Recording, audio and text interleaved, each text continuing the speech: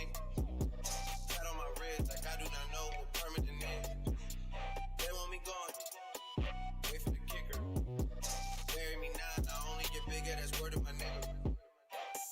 Yeah, October firm in the cut. Stay at the top like I'm stuck, that's just how I'm giving it up. She wanna get married tonight, but I can't take it cause I'm wearing all white. Me and my bros get twins, but we don't look alike. I don't take naps. Me and the money are way too attached to go and do that. Muscle relax. That in the split put me right on my back. I gotta unpack. Virginia black. I could go make no money off that and not even rap. What's that? Facts.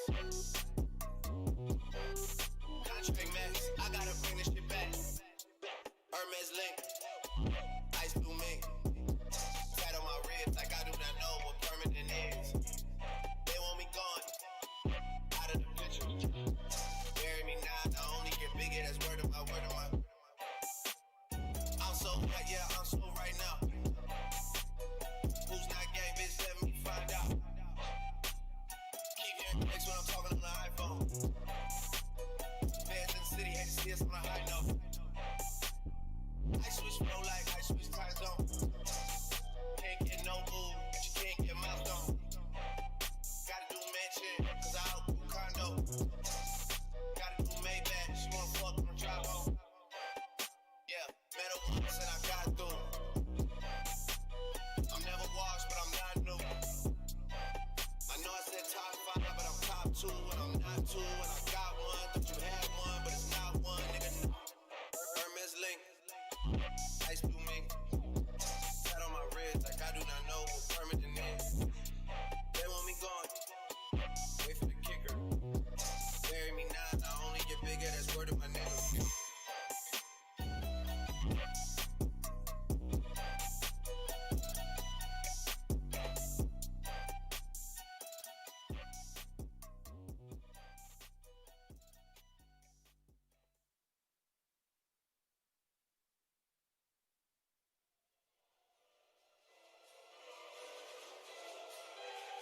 Omar on the come up.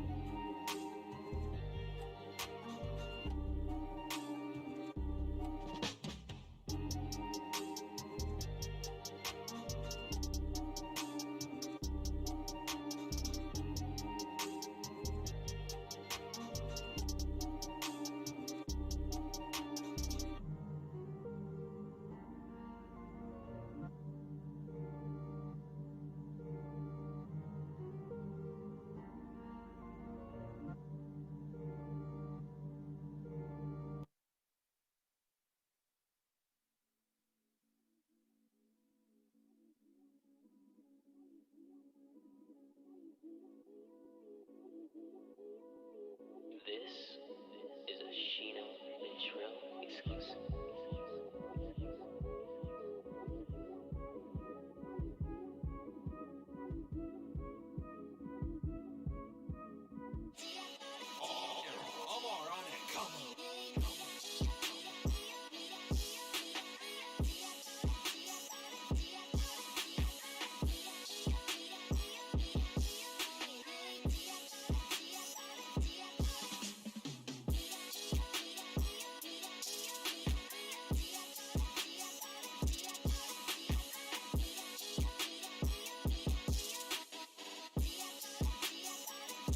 All right, what's up, folks? We're about to get started here. I was wondering where my webcam went. Found it. It's like, yo, I can't find that thing. Let me start the recording today. It's another day in the neighborhood. Are you ready, kids? Oh, no, you shouldn't be a kid if you're watching this. What's up, folks? It's your boy MMG Smurf. Maybe for the esports side of things. I don't want kids investing. I mean, I want to teach them about what's happening. But you shouldn't, I don't know how you got the money. I don't know, maybe you shouldn't. Maybe you should. I don't know. Who are your parents? Anyways, this is MMG Smurf here, and let me correct this thing. Today, before we jump into Smash Bros, we're going to get into some decentralized finance. I'm going to be making some more Degen plays, riskier. There's all sorts of levels of decentralized finance and stuff like that. Some of the more mainstreamy, like, stake your Bitcoin, make 9% on that Bitcoin a year, which is really good, especially in today's market, right? So just look into DeFi if you're interested in what we're doing. But I'm at the cutting edge of DeFi and stuff like that, not to like toot my own horn and stuff like that, but like I'm really early to a lot of projects and stuff like that. And even when I don't jump in on a project, I've probably heard about it and like monitoring it and stuff like that. And so we've used that at Money Match Gaming to fund our esports community, team, events, We got a really big marketing push that we're about to do here, do a lot of giveaways and stuff like that. And all that's being funded via DeFi and making these early investments in crypto and stuff like that, paying attention regardless of how other people feel about it, because, you know, we call it an early adapter. I was on Facebook early. I was on Instagram like day one and stuff like I'm really early to stuff. And so we're trying to be early here and let it provide for our community. And so with that said, anything that we're talking about in DeFi, this decentralized finance stuff, all that is not considered financial advice. I'm not a financial advisor. I'm just a dude, the CMO here at Money Match Gaming, but just a dude who's been trying to find a way to provide for our community. And this has been our answer. And we wanted to start making it more transparent with our community about how it is we're able to provide these prize pools, and we're able to provide prize pools. We started, you know, with everything coming out of pocket and stuff like that, paying $20 a week for our weeklies. Now we're doing $100 monthlies. It's all funded and stuff. Paying extra money in our matchmaking system where people can play 24 hours and earn stuff. And people are like, yo, how are you doing that? Like, especially the long timers were asking me that like a while ago. And, you know, since then yeah. so this is about sharing that journey and stuff like that. And you can go all the way back to our videos in 2019. And at the beginning of them, we're going to be starting off, or at least probably mentioning that if I didn't do it, then I wasn't doing it that day. But most days, that timer, that's leading to this. So what's been popping today in DeFi? For those that are already following us, don't need that type of intro. Also, cryptocurrency comes with risk, high risk. Do your own research. I said I'm not a financial advisor. Cool. But what's popping in DeFi? What's my Degen play of the day? We were looking at Carrot Cake before. Carrot Cake ecosystem did fall as far as I'm concerned. I still have some... I'm going to see if I can pull that out. I still have some S-Cake trapped. It was worth like, let's talk about L's real quick. It was worth like $2,000. That got trapped over in this ecosystem, right? And so now it's worth about $200. I was really hoping to get it out before that. But it also, you know, I made a lot of money over here. And so most of my shit is already out and gone. It was only the stuff that I locked in the oven because I was like, I'll risk this amount. This is the amount that I can risk. And so I risked this amount, and it got screwed. It got absolutely befuddled. It got poo-pooed on.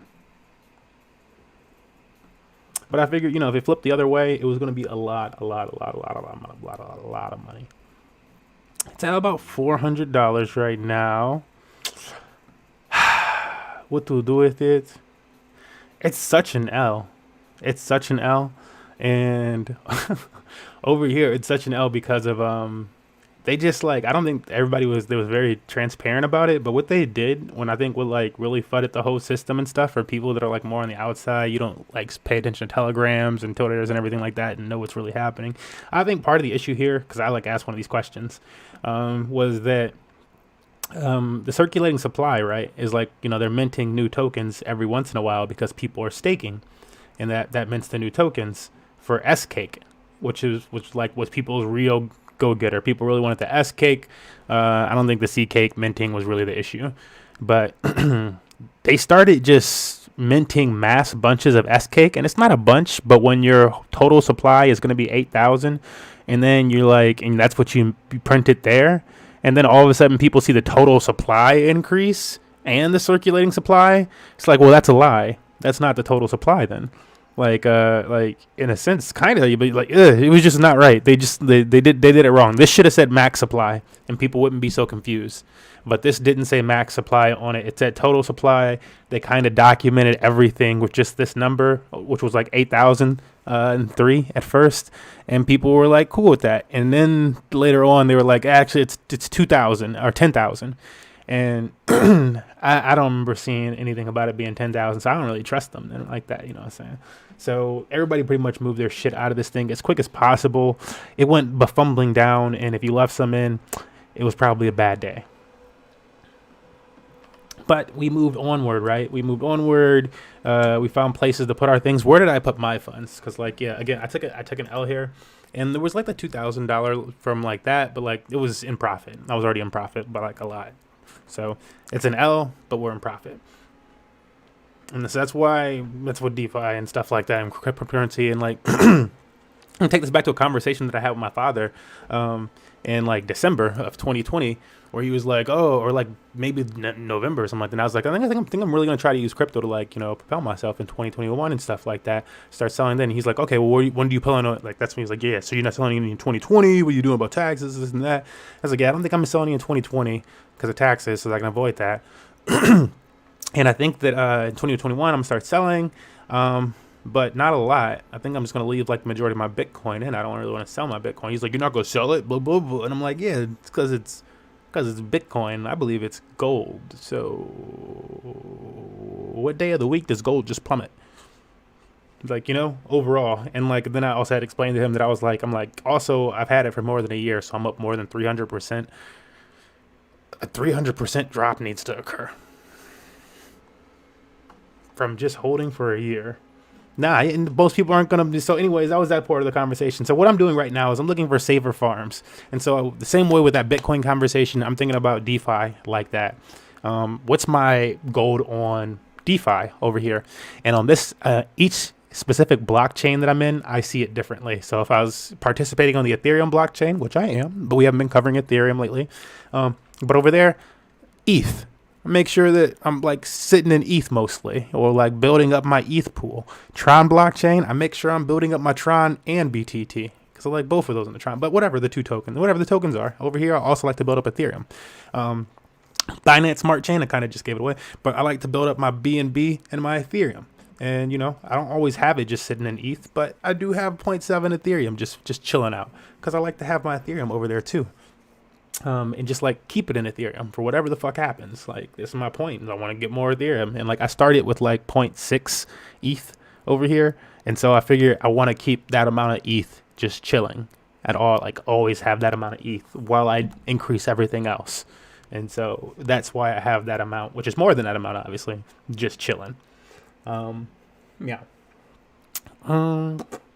So what am I into on the Binance Smart Chain since that crashed? So that one went down. So Cake is still doing wonderful. Cake itself, the actual Cake. And so I went over here to the Cake Farms, which is where I started initially on Binance Smart Chain, and I bought up some Bondly. And so Bondly is an NFT platform, NFT token. It's been working with a bunch of celebrities lately. The APR at the time that I got into this one was above 300 APR. It's dropped down to about 230. It's going to go down to like 98 probably by the time before I get out of it. But what I'm waiting for is a potential Bondly Binance listing. Once the Binance listing happens, I'll probably get out of Bondly, sell it all into BNB, and wait for a second and make my next decision. But on most Binance or whatever exchange listings, things tend to go parabolic. And so if I'm sitting in Bondly and BNB when this thing goes parabolic, I'll probably double whatever the fuck I have. And that would be a nice day, and that would make up for any type of whatever, like even though it was in profit and I still like left SK on profit, it would make up for what I thought was going to be my full profits, it'd make up for that. So I did that. I went into a few other things, like this one's like really risky. Borg swap and assimilate. I feel like this one's really risky, but I've already ROI'd on this one. And I'm going to show you what I'm doing. It's not on the actual thing. It's called sun.borg swap. And so, and I ROI because when you get into something really early, the APRs on the things will be like extremely high. For some reason active? No, cool. And so what do I want to find? Over here. I'm like, that didn't seem like that was the farms. There we go. Cool. These are still really high. And so I started off in like this one, or one of these ones. I can't even remember which one it was now. And then I also did some of the just individual staking layers, right? And so in the staking layers that I have are still going because I didn't put a lot in it. I put like I pulled my initial investment out. I got that back and some, and then like not a whole bunch, but like a little bit. I just wanted to get myself started over here. And then I bought 1.1 BNB of both of these tokens, the Odo and the Ears token. And I figured I'd just let these ones run for as long as they can run before I try to sell it into whatever I can get back for it. And what that's looking like right now is I've already pulled out about $150, $170 or something like that, plus my initial investment. So that's 170 profit that I pulled out. And then, yeah, boom, it's still making me some money. And so it's got $10 right now that I could claim from it. And I need to claim, like with this farm, I think it's going to continue to go down to like $10, $6 or something like that. So like considering that I've already made my money, I need to continue to do that. Unless like other money actually started to flood into this and there started to be some type of other development there, in which case I could hang on to it longer. But that's something else to consider for other folks that are looking at farms that are more newbie too. Because like the way that I think about this is definitely the way that some of these like, you know, other whales and stuff like that are going to think about things. I'm not a whale or a dolphin or anything like that. It goes by marine mammals. But I'm not like any of these type of token level creatures, right? I'm just a normal dude that's out there ciphering the waters, but I've been doing it long enough. I was too late on the like the AMM DeFi side of things to like really like be like, I'm powerful. But I've known about staking and all that shit for a long time, and I was waiting for more. And I just got like at the beginning of COVID and stuff like that, I was helping a lot of people instead of just being profitable myself. But yeah, I don't regret that because helping people, right? So next Degen play, I'm gonna go back to myself. Next Degen play, we've already covered this one on stream before, and this is really where I should have started the stream. But I wanted to sucker you guys and give you a reason to check out some other stuff like that, and also explain the carrot cake thing because yeah, people probably lost money over there, or maybe lost money if they weren't paying attention to it. Hopefully they didn't go into the oven. It was only open for so long. Anyways, we're checking out Rune.Farm, which we've actually only been earning on Rune.Farm really truly since we started up stream today. So what we're about to check right now is like since we started the stream, it's been really profitable, man. It's probably going to make up for our S-Cake earnings. And if you were early enough, if you held some room from before, from the S-Cake days, because we talked about it then, you're probably really profitable right now. Congratulations. I wish I would have just stayed. I mean, I did stay in it. Kind of. I did stuff. I'll move around. Let's check it out. Okay, so right now we've made about $50 since the time the stream started. When this thing kicked off this morning, this was over 100,000 APR that you could have gotten from some of these farms. 100,000 APR, but the token's going to drop in value. It's going to become a shit coin, blah, blah, blah. Yeah, right? Normally that does happen, but not in this case. In this case, you were farming with Rune token, an L token, most likely, and then you could have farmed with Tire, which was, I don't know if it was that expensive earlier this morning, though, honestly. But you could have farmed with Tire, which is the more volatile one. But most people in this farm, in this situation, unless you're just now getting in at this level and you don't want to pay the higher price, and that's kind of how it seems like this farm is going to go. Like the earlier that you get in, the better off it's going to be for you. And there's NFTs and stuff like that involved in the gaming structure. And so I think that's what they mean by hyper. It's a little bit better than some of these other like tiered farms that I've seen, I think, because they just don't seem to do it right. I don't know what's so difficult. But these people are doing it right. So the tokens that you're using there's only like 20,000, something like that, Rune left. There's only like 40,000 L left. And Rune is being burned when you make NFTs and do other things like that. There's only so many of it left, right? And then L is being burned, I believe, from like buyback fees and stuff like that. And when you claim from this farm here, and so I'm going to show you that because that's something different that we don't see in a lot of different farm ecosystems. You got to click the little Rune cog in the top left corner for this to appear, and then we'll go down to the farms. I think it was giving me a notification there, like I needed to check something. So now that we're in the farm section, we're going to check out some stuff. And check out some stuff. What are we in? Yeah, we're in the Tire and L, just because I had some L and I split it. And I was like, let me try this big time Tire earnings with a little bit of, because like L went up a lot overnight. And so I'm like, I'm in profit on L. Let me sell some of it and try to make more Tire really quickly. And so that's what I did there. That's why I have some L. I don't like getting the most volatile token all the time, but if I can get a strategy around it, sure, why not? Where's my other pool at? I'm not seeing it. It's BNB and Rune. There it is. Rune and BNB.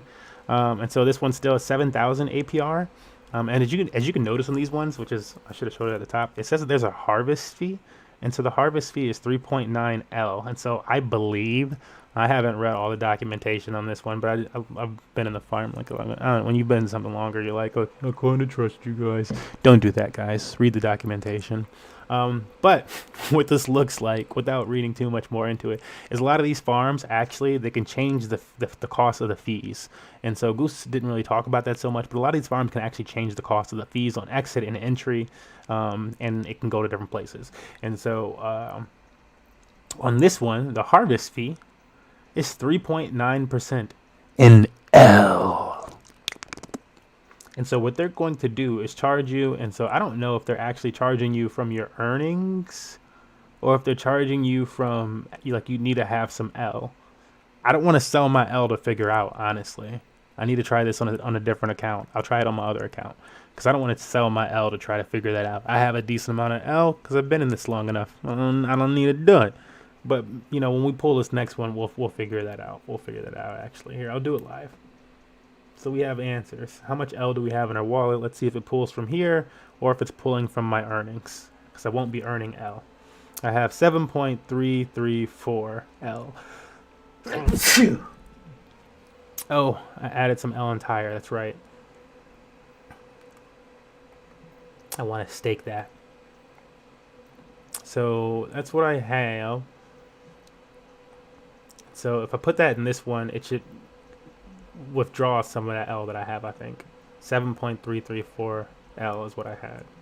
Oh, did I not? What did I pair up? I thought it said I paired up tire and L. Fuck.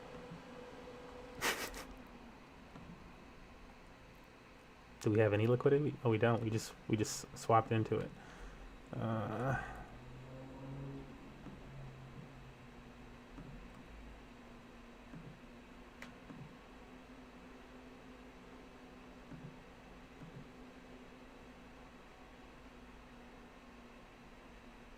So I'm just going to pair up some liquidity so that when I do go into this, you know, it's not a total loss.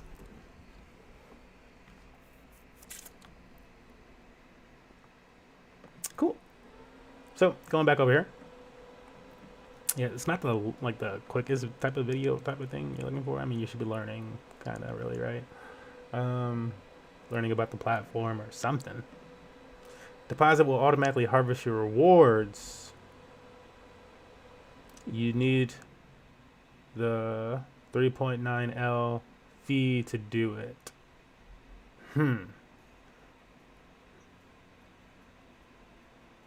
So is it telling me that's the cost in L? So it's not going to touch my actual L, I believe.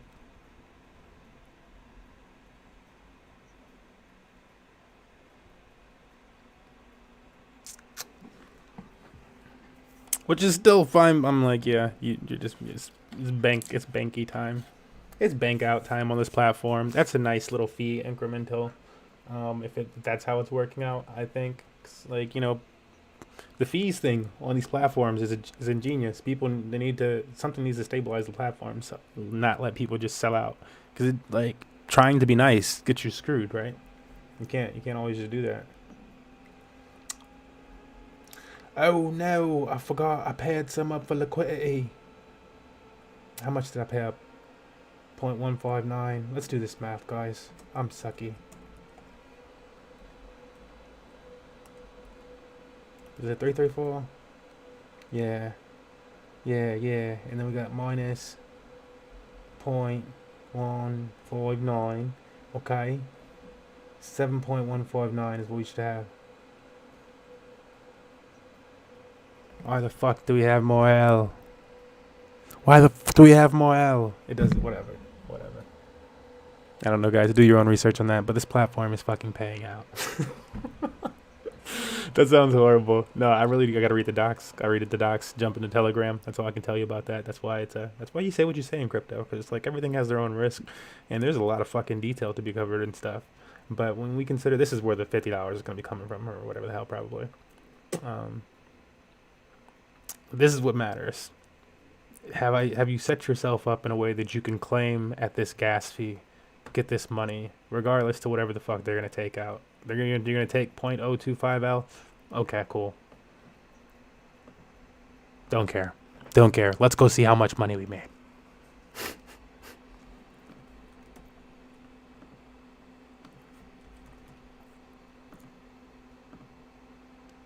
Don't care, right? Like, why would you care? What would you care? 76. It's like I don't know where that fee's coming from. Maybe that fee doesn't exist on those. No, I think it took some that time. There we go. We got a little. There it goes. A little bit got taken out of this one.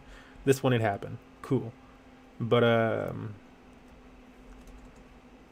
so yeah, I think it did take out of the actual L. I'm pretty sure they're right. Right? Yeah, that seems right. But yeah, too much money to be complaining. It's just too much to be complaining. I'm just gonna split that in half, redeposit as the Rune, and probably B&B, right? I don't know. I don't know. Figure out your own strategy. Those are the ones that are paying the most for us today, though. There's nothing else to continue with this and keep going and stuff like that. Wait. One more farm. I'm sorry. I just want to show this one. I consider this one like another really high risk one, probably. Probably high risk. I don't know. It's Diamond. App.diamondhand.fi. Where did I find this one? I found this one on VFAT. And a lot of times, VFAT. .tools. Wow. Whatever that thing was, that poor child. Did not read it. Wow, here's another project. So obviously a lot of things are being listed on DFAT. There's Degen, there's Dumpling. I think I put like a little bit in Dumpling too. I like the idea of the Fulcrum one because they have margin trading. It's like just a different thing. It's like, finally, everybody's been talking about doing it. Somebody did it. You can find a lot of projects here because they just list them over time anyways after they've worked out for a bit. But on this one, where is it? They had app.diamondfi. I did check it out. I haven't looked over here and actually checked out the statistics on it, but I put like $200 in it or so, right? And it paid out. It's been paying out well. It was worth like about 300 or so last that I checked. And that's because I did compounding. So I took what I had and I continued to compound it because it wasn't a lot. And I figured the price of the token would go down and I get screwed. So I tried to make up for that. You are staking 0.03. Your LP tokens comprise. Oh my goodness, it's not giving me the numbers though. Okay, so it says it's worth $315 right now at an average APR of non-existent. It doesn't tell you. But when I go and look at this one, like it's kind of weird to get to the actual farm. You can go find it on Value DeFi probably. In 14 hours, I like this one because in 14 hours, you're going to be able to use the diamond that you have in an algorithmic, like it's trying to peg all these other assets and stuff like that, which it just seems to like be the next layer of things is getting all these other assets and real world assets pegged to the blockchain. And so they're trying to do some of that with all these other assets, give us some backup layers, and you'll be able to stake the diamond in here and earn. I have no idea what the hell you're even earning in here, honestly. Utilization rate. Dude, bro, if it's Bitcoin, they need to stop. Estimated earning BTCB. Every deposit withdrawal of D&D and rewards claim lock up D&D for EPA.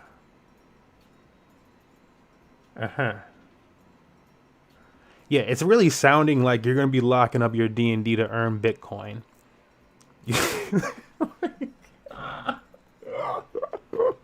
I'm kind of bullish on this one. Anyways, what I wanted to show you guys about this one was not that, because it just sounded like an interesting project to me, right? I'm like, I'm just looking for something hot. This is a degen play.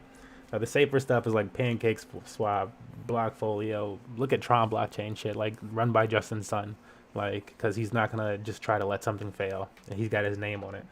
But if you click that little mining button and you click on this pair, which is the pair I'm in, or whatever pair you're in, the APR is still pretty high. Token itself is worth like $40,000 if you have a whole token of it. Of course, I don't have a damn full token of it. Like, get out of here. Who are you? Stop talking to me. I wish. But we're going to claim some of this thing. I have no idea how much money it is right now. 0.00013. But if it's a $40,000, we can estimate maybe that's like $13. Let's go find out, shall we? This is going to be more than that because I left a little bit on this, but it's been no more than 24 hours worth.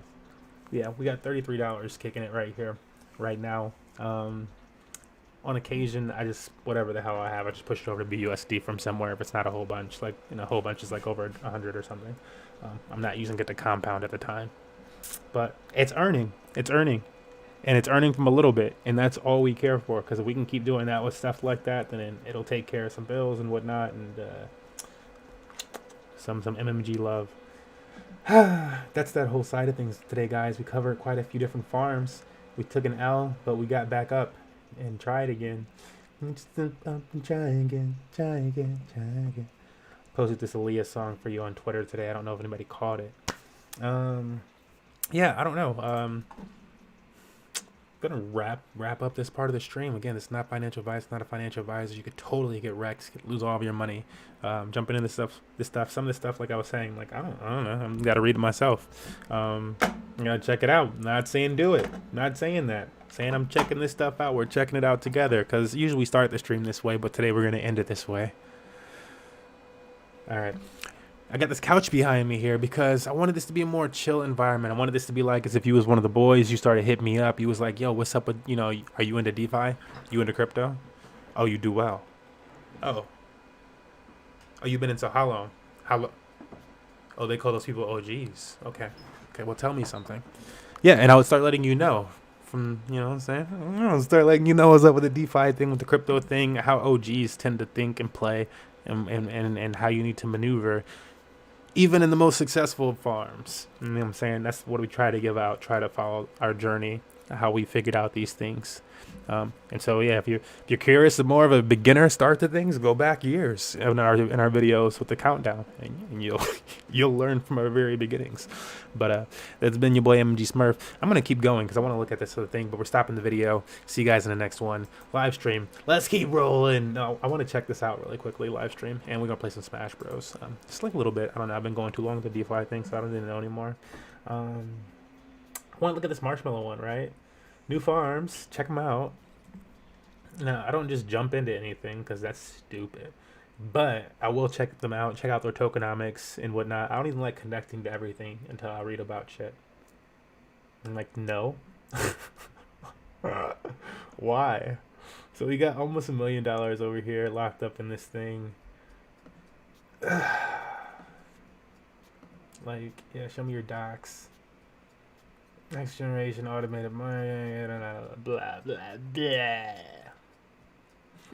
Perpetual deflation token, ooh. The mash with a continual burn mechanism in order to the field environment that can sustain long-term gains at consistently high APR for great years. Okay, well, let's check it out. Let's read. This is why you can't hate. We have implemented a particular burning mechanism to ensure mash is kept consistently high. In particular, a 5% burn fee will be charged at staking. Ouch. Okay, they're just gonna hurt people? 80% of the burn fee will be used to buy back mash and burn it. Okay, the big number was like part of the 5%, so that's better. 10% will be sent. This is like how I was breaking down Money Match Gaming stuff at one point, honestly. 10% will be used developers address, because like this is how you want to do it. 10% will held in escrow for Marshmallow's future DeFi projects, and in the process of introducing unique Marshmallow entities as further means by which mash will be burned. That's what to keep value high. Security time log added to contract at launch, and remove migrator code inherent from Pancake's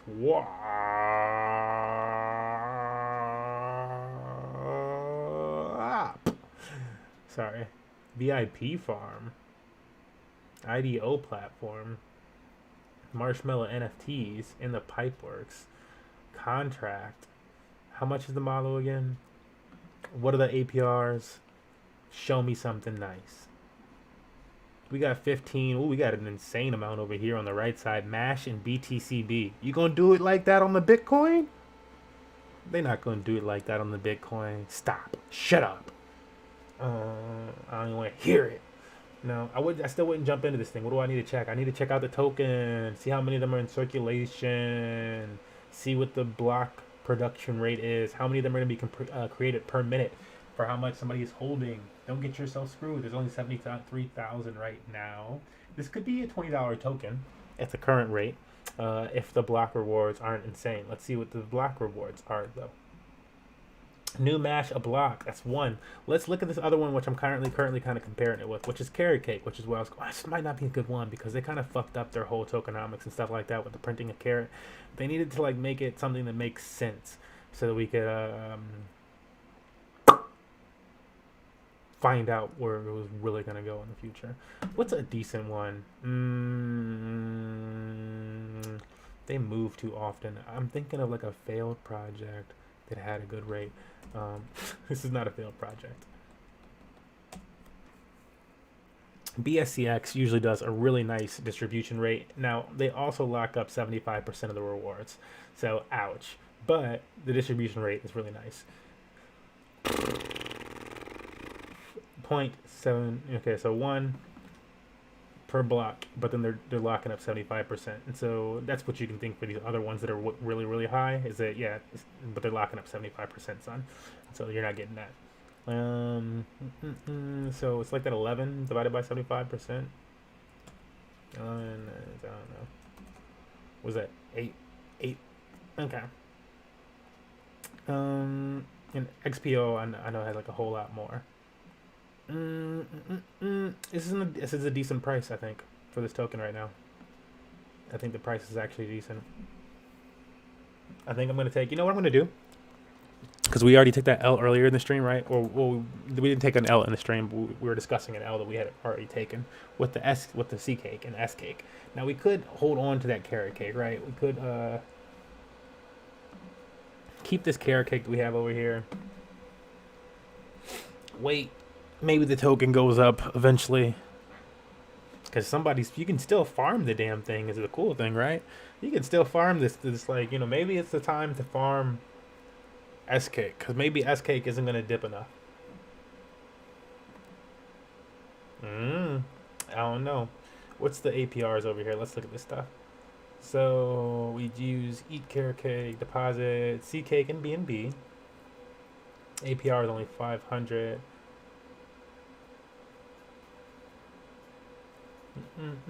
They're all like 500 though. See, like the APRs aren't that high. The token's still $400.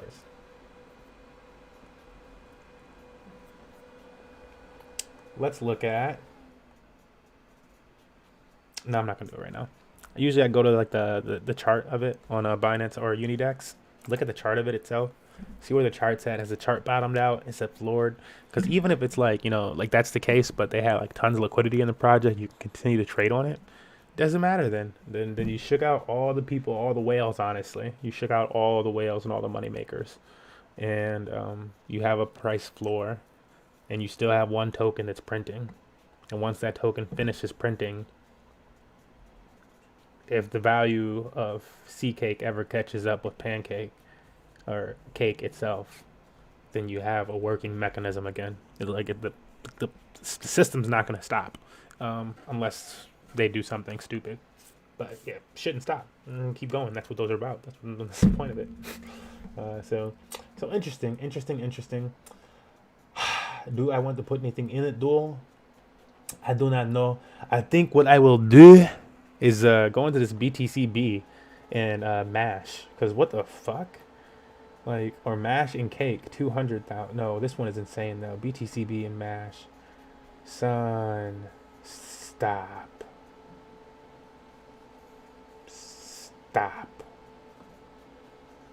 Yep, we're gonna try it. Make sure this isn't weird. Because what is that? What's that return? Bitcoin? Yes. Start sharing the words and shit. Yes, please. Because what is that? Let's do a breakdown of that. That's how many numbers is that? Holy Christ. 2, 6, there's a 5, and then there's another 5, and then there's an 8, and then there's a 6, and there's a 1, 5, 1. Okay, wow. Divided by 365. This is APR. That is way too much a day. That's got to be broken. Let's throw some money away, right? Because like whatever goes into this is like we thought we lost it completely in the cake, right? In the S cake. So that's what you do with this. You do this with like other shit, or like that $50 that I was talking about earlier that we didn't do anything with. This is that type of play around stuff. Because this is a play that's like, I'm like you. I don't know, man. You guys, what is that? Is it that early? Maybe we're just too early to things today. I don't know, man. I don't know. It was like an Asian one. We were looking really early. I don't know. We'll find out. Let's see if it loads into Pancake. Load me up that coin. Load it. All right. So let's push this up against BUSD first.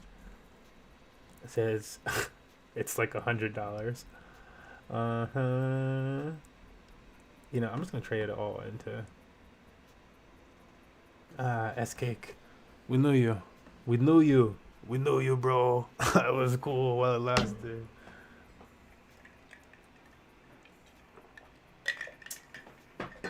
Sick thing is, it could still reverse.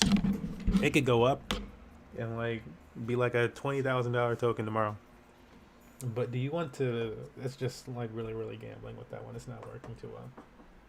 Look at that transaction fail. This is how well it's working. It's like, why would that happen? Most likely liquidity, or tons of people selling it still.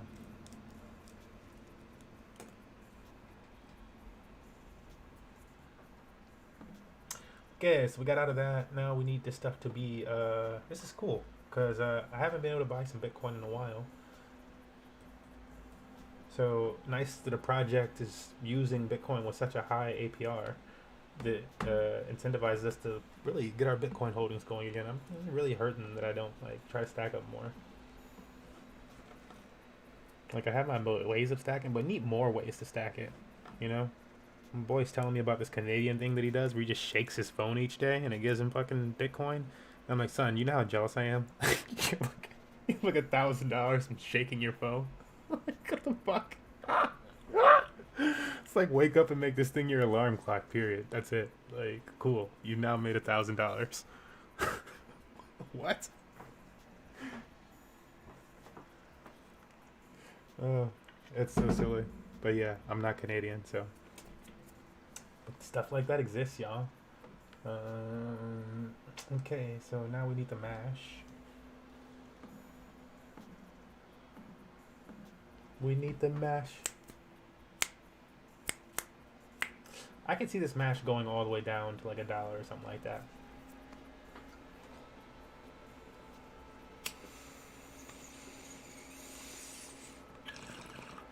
But you know what? If it doesn't, wow. Yeah, if it doesn't, that's like all you gotta say. It's like wow and a bunch of finger snaps. Watch it be like it hasn't launched yet, and I'm just like too early, that early. Like, did it not start even?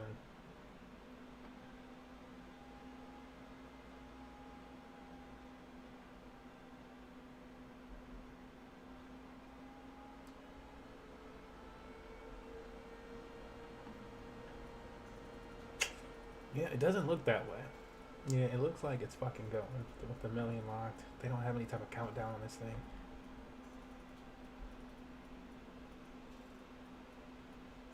I could check the TV. I locked the maze. 64. $1. The hell is that? Why?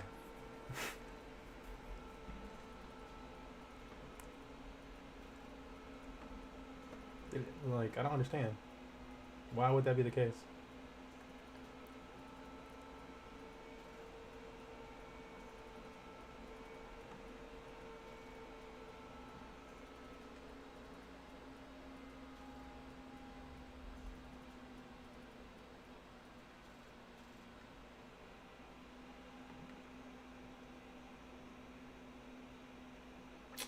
I'ma wait on Marsh, man.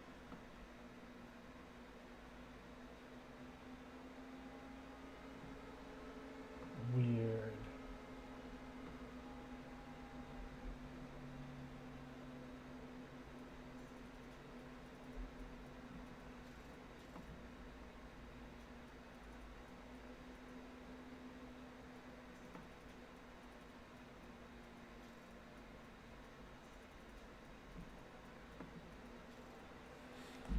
Oh yeah, I gotta do some more research on that. Let's get into Smash. Let's fucking smash, y'all. We got a little bit of time. Let's kick it. Can you kick it? She can. Can I kick it? Yeah, she can. I wonder what Rune's been doing while we've been looking at this Degen shit.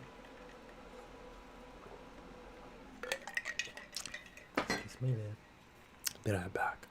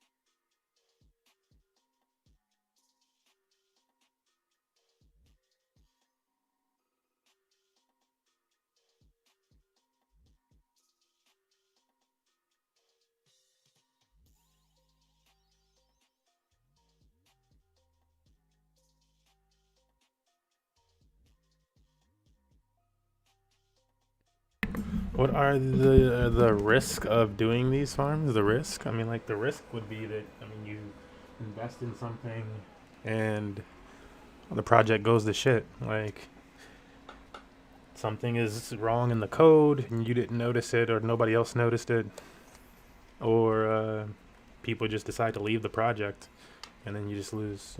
The money goes down. My tire has almost earned enough to cover my cost, and it's only been a couple hours. Right though, Ham. I am saying, and like it's Ham. I let the homies know early, cause it's the homie. I'm letting the homie know early. The Infinite don't be popping on him though.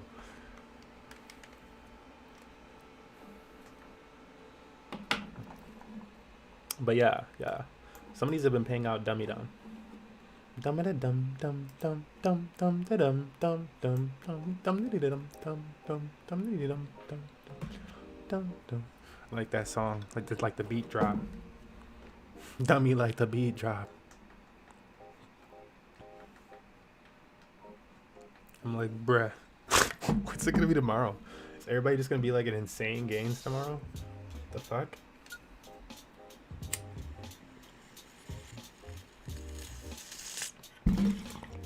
Epidomino. But yeah, the risk is definitely you could lose all of your money.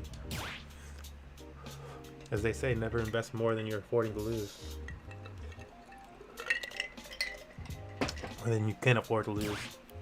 Like, you use it, you put it out there in DeFi or something, or an investment, and you're like, I'm okay with never seeing this again. That's how you need to treat it. Seriously. If you treat it like I'm okay with never seeing this again, on something that's especially that's more risky, then you're good, because you'll now I know what that thing is. Yeah, you're not expecting it. Obviously you don't want to lose money, but yeah, with so many things out there, no matter how careful you are, there's always a chance something goes wrong.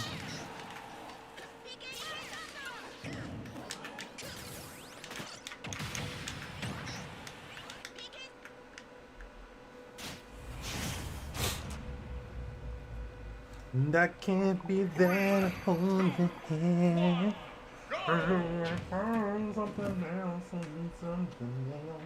And Tyler's fucking saying.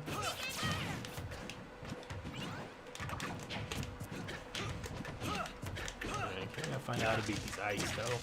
With like less than the. I don't want to do the fire all the time.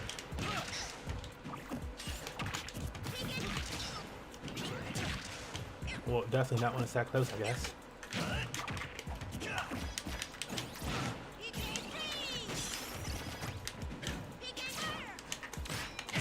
Oh, wow, he snapped it. Okay. And he snapped it.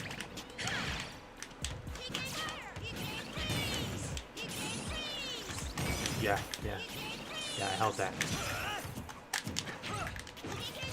Yeah, it's not over. It's not over. Son. Get popped on.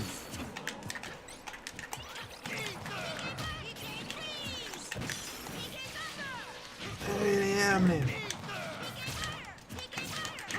Damn it.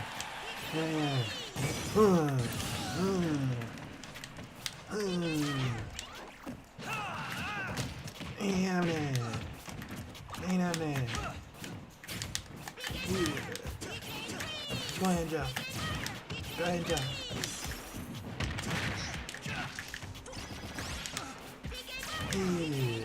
Peace. Peace. Hasta luego. Oh, man, save it.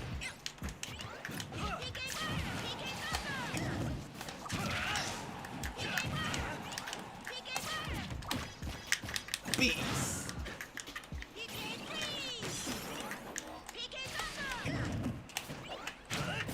Peace. You hit me for 35 damage.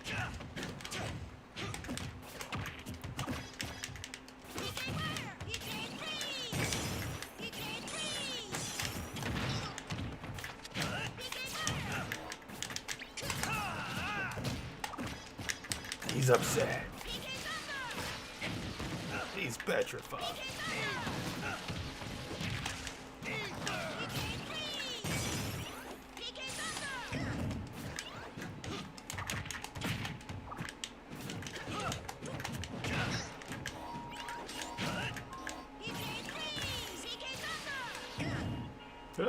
I actually missed it. No.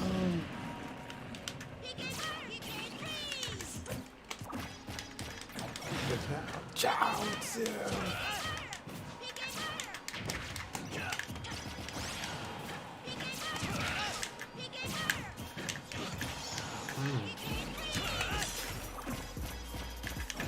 Shit gun?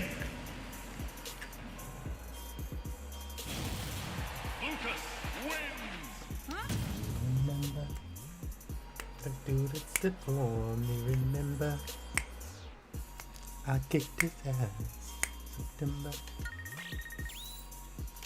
No, he was a decent little Ike. He had some stuff. He got tilted. He was doing okay.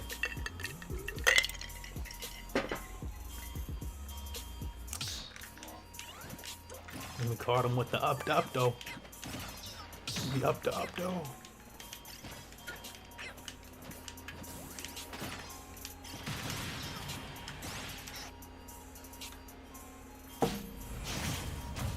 Bruh. Selling tire.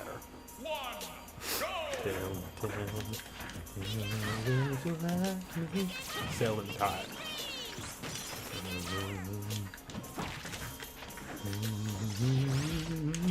Tire.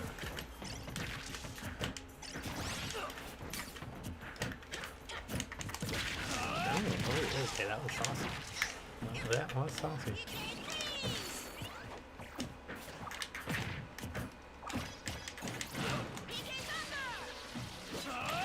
Oh.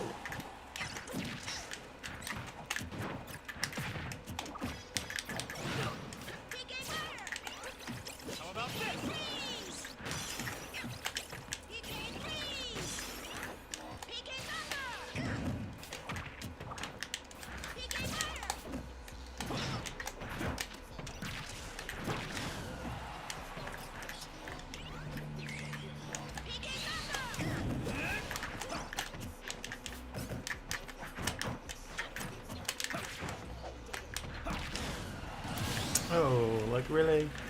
They just wanted him doing that.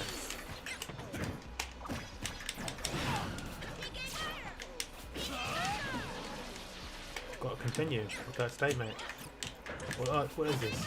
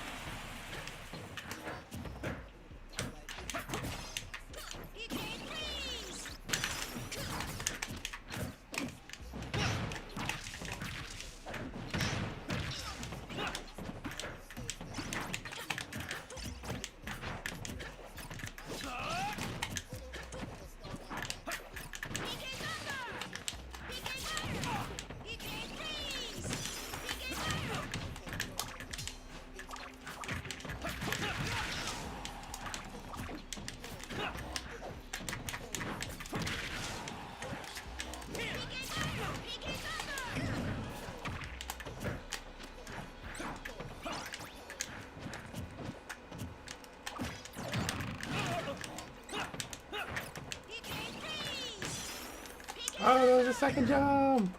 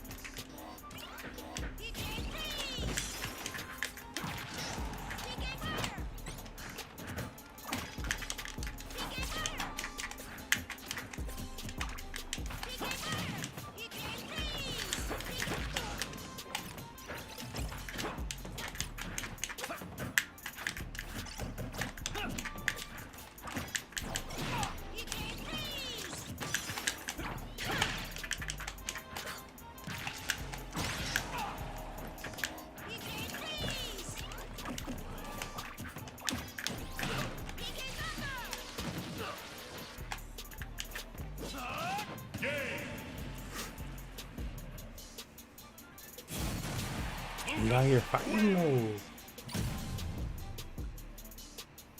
First the Ike, then his brother. The whatchamacallit though? I forget his name even.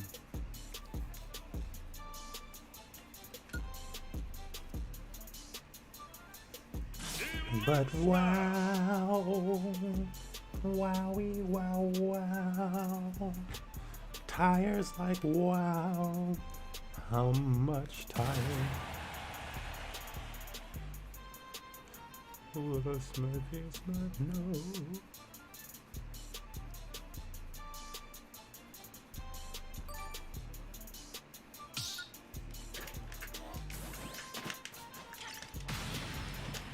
Wow, he started, dude. Sometimes he just turned. I don't understand.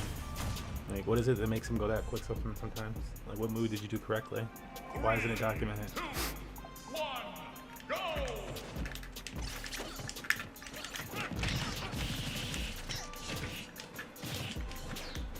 Wow, you really think he the shit?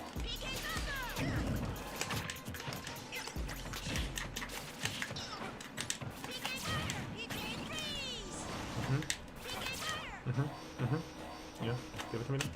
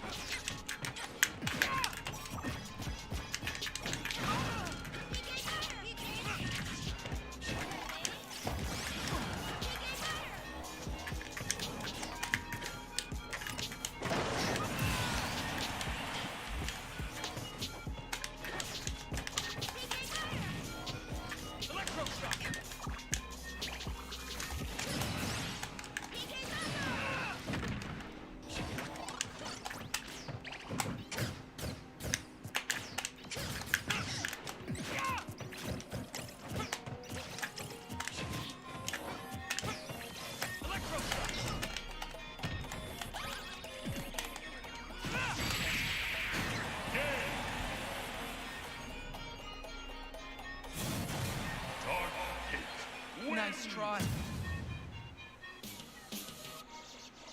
Like, wow.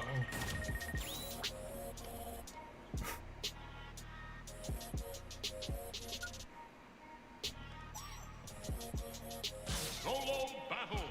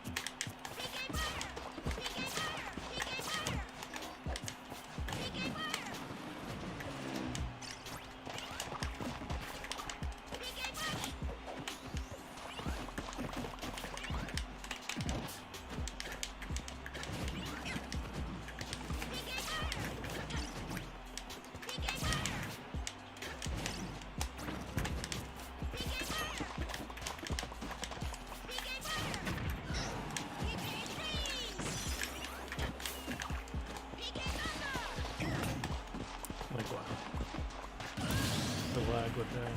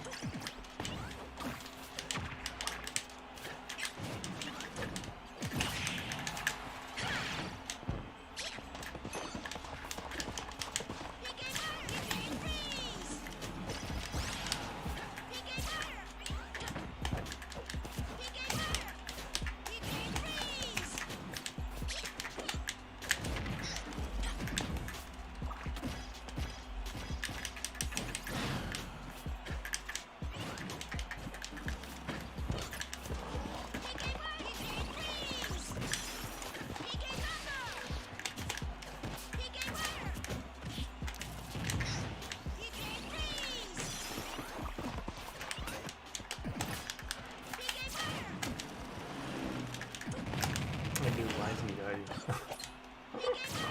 Oh my god.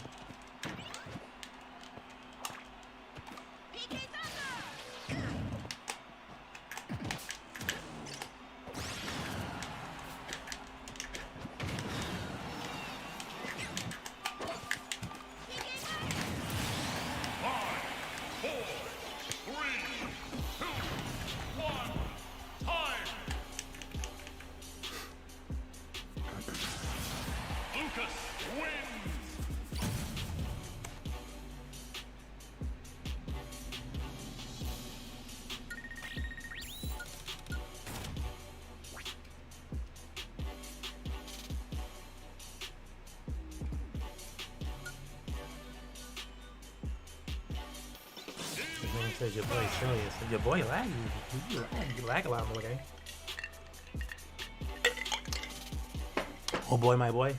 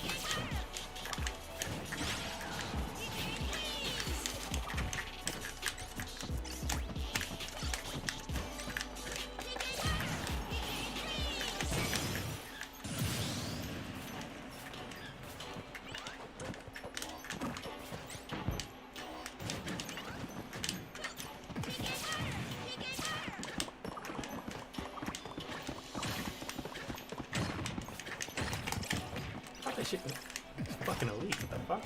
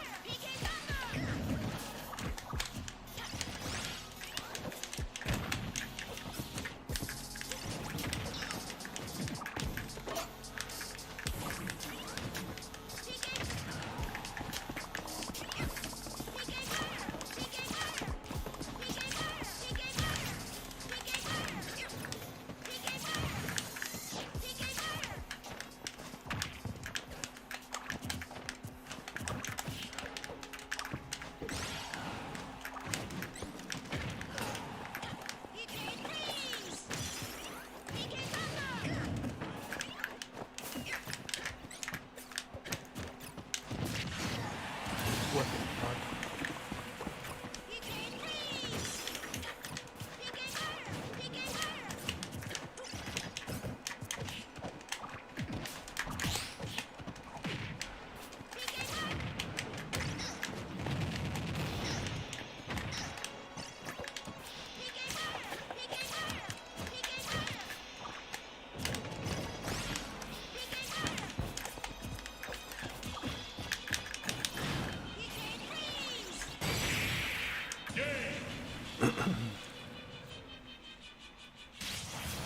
Lucas wins!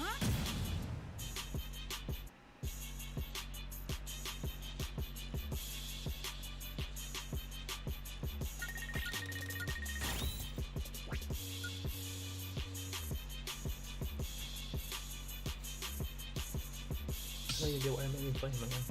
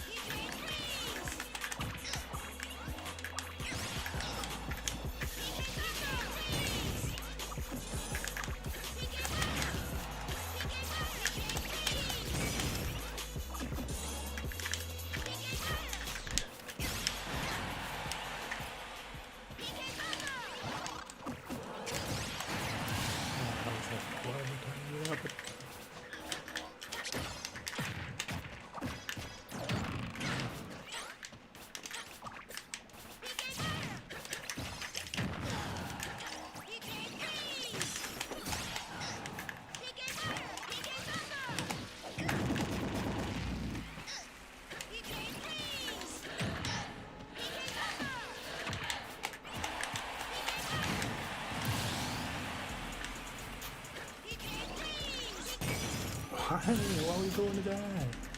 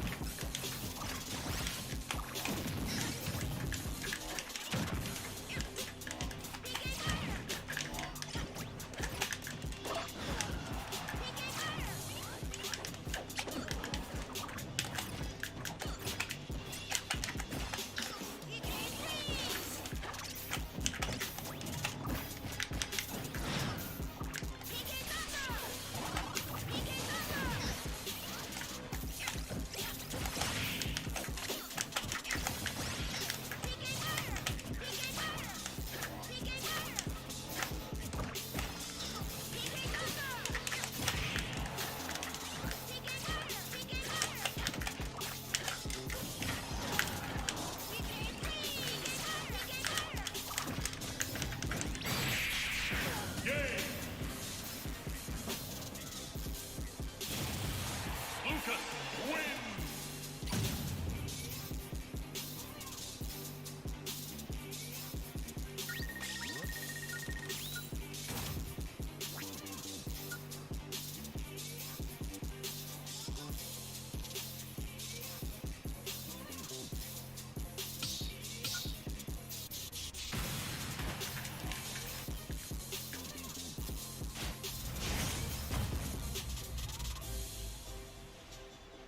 Three, two, one, go!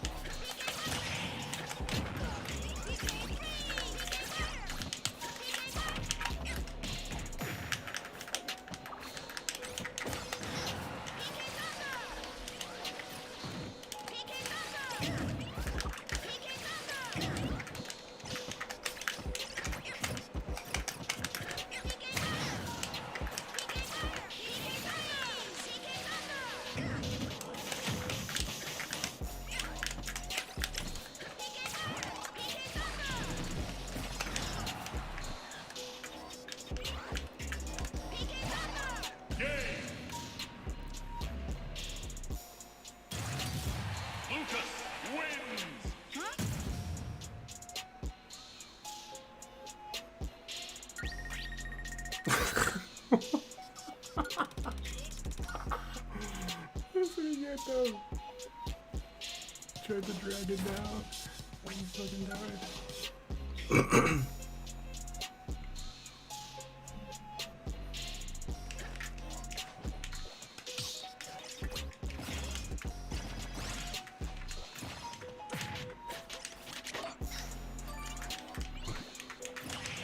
Best of 3? Yeah, I could get one in.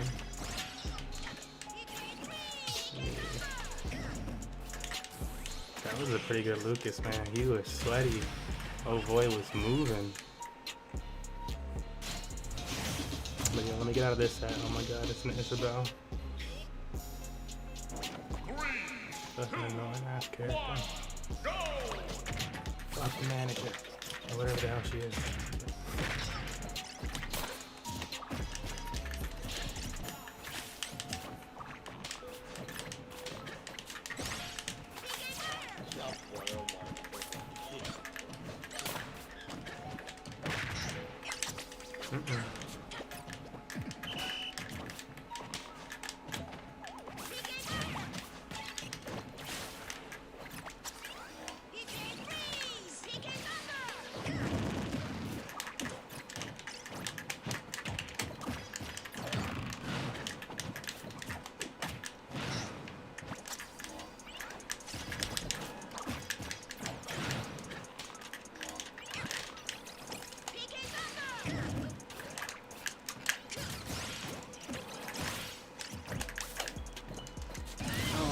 Both jumps, no.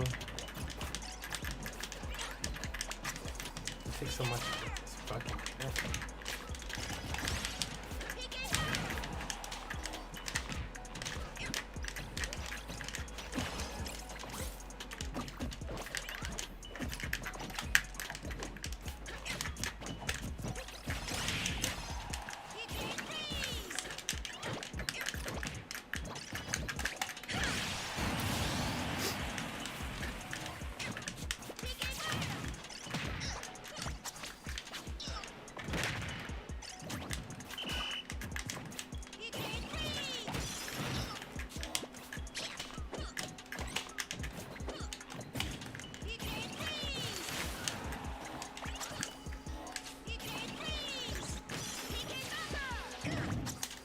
Oh, not ready for the second one. I was gonna go for the left jump.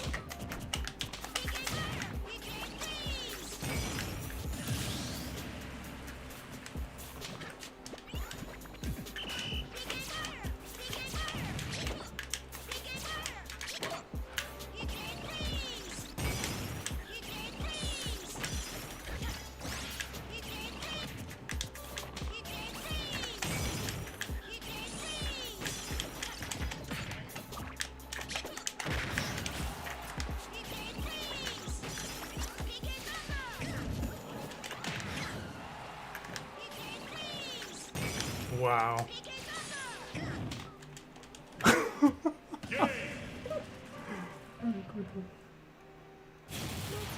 Isabel wins.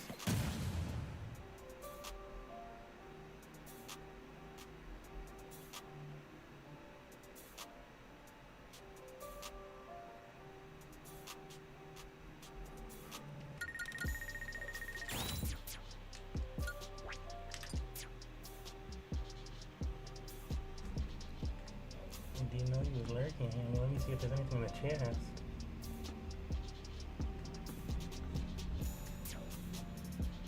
Yeah, get a few in, dip. Get a few in, then we dip. Schedule things for Monday and shit. Like, I already did that, so, like, it's a good thing. It's like, yeah. What? Chilling? What the fuck is that? Like, actually chilling? Like, no prior engagements? Excuse me?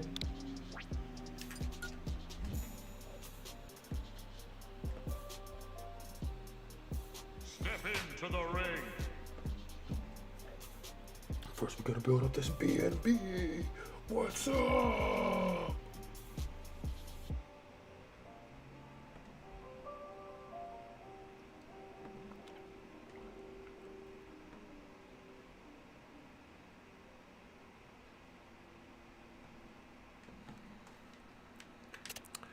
Yeah, I just don't know if I trust this thing yet. Yeah. I don't know, somebody else has to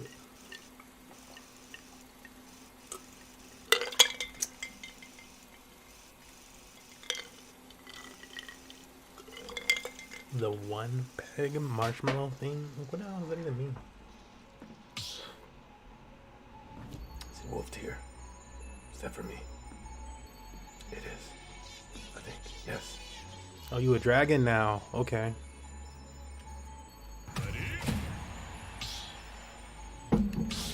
It's appropriate. Up there with the cogs and the Hydra cities. Have you fought one of them in a while? I want to see what would happen. 2, 1, go!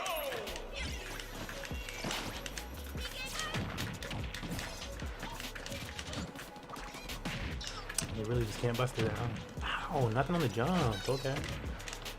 Bro, I be spacing so much on this guy, and they just give him so much. Like, you get so much round, dude. It's ridiculous. Nowhere near you.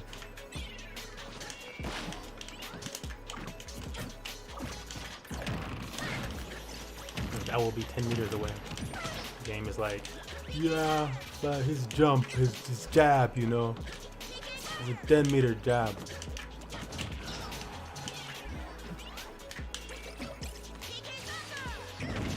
I wish I got that type of treatment. Yes, what's up? What's up? Yeah, I think it's coming. I think it's coming.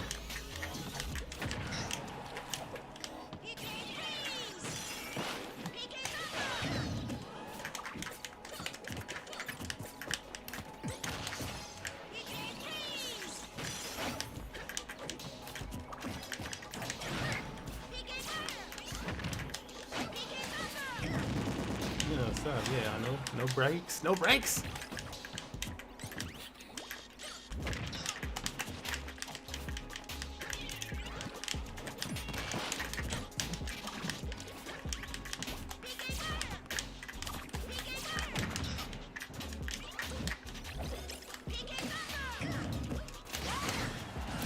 Dude, they really make him that quick on the other side.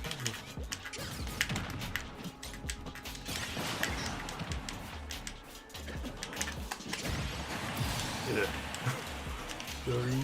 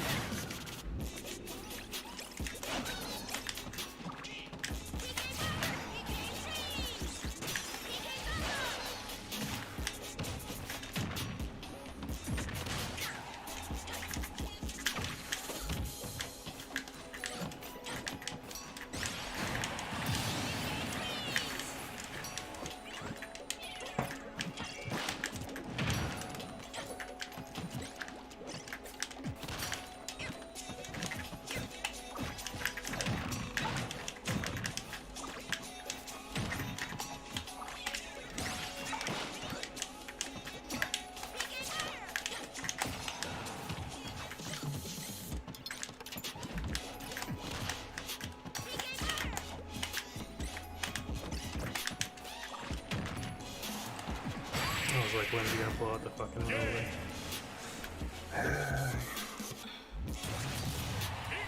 And sure enough, catches me regardless of the shield.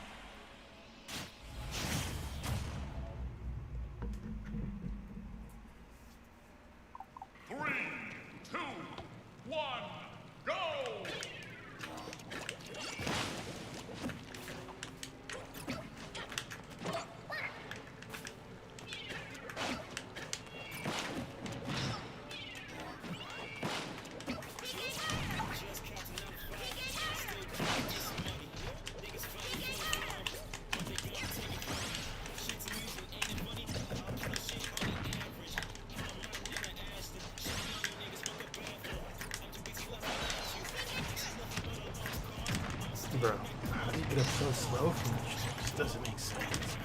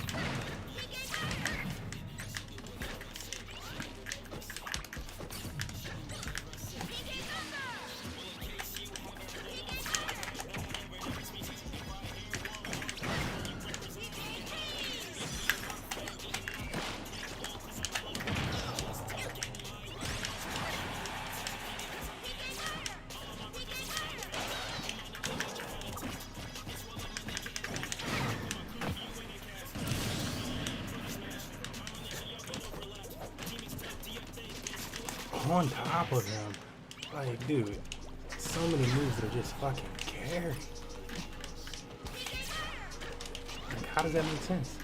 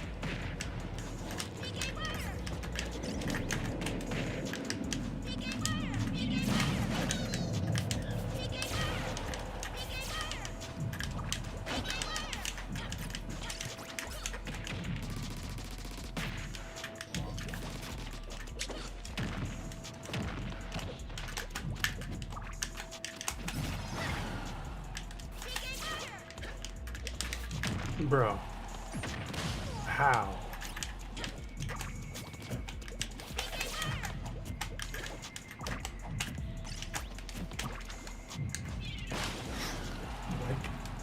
it stop you from fucking jumping?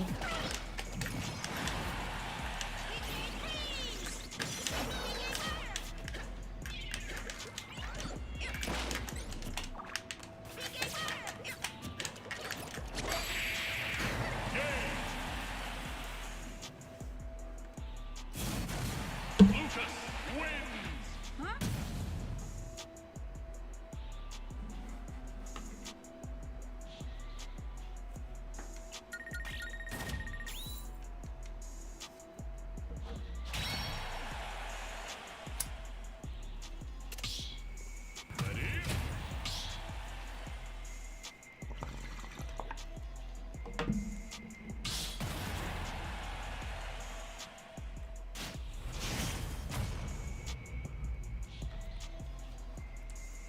Yeah. 3, 2, 1, go!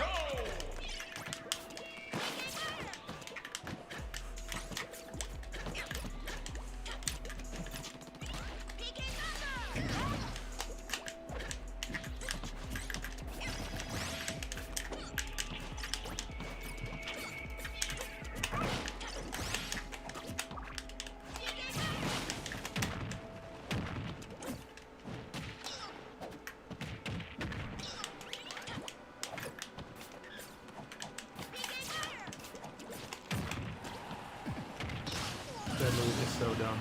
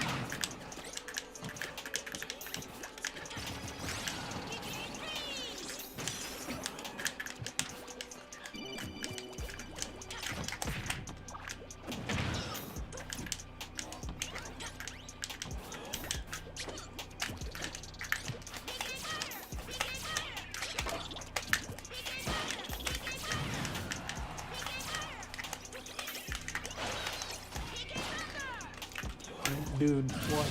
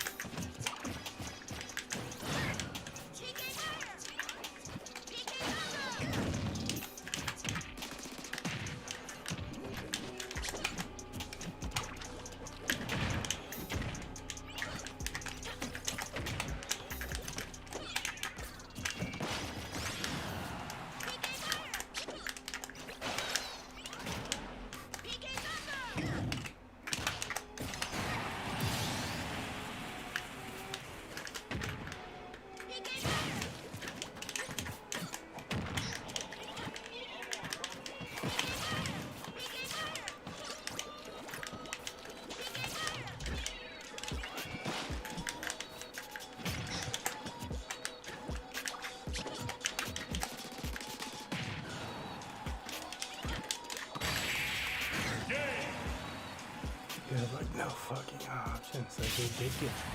Inkling wins.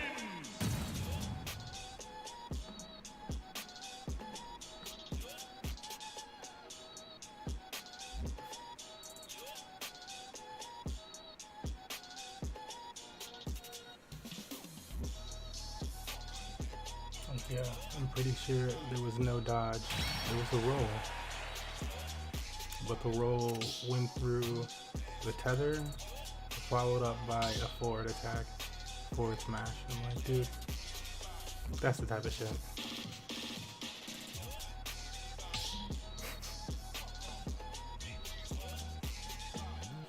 Just doesn't make sense.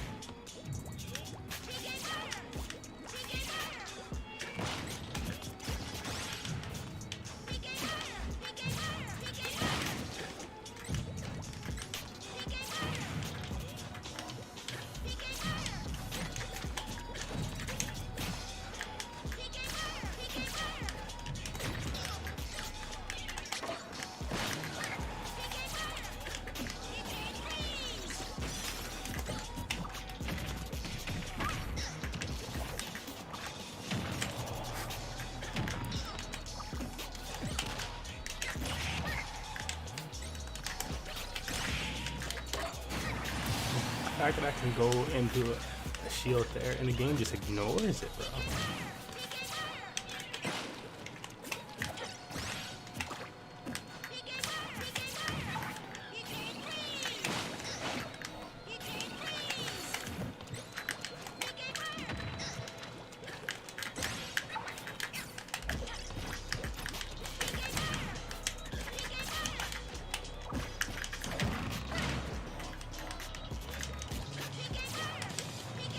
Really try this wall out. Like anything else.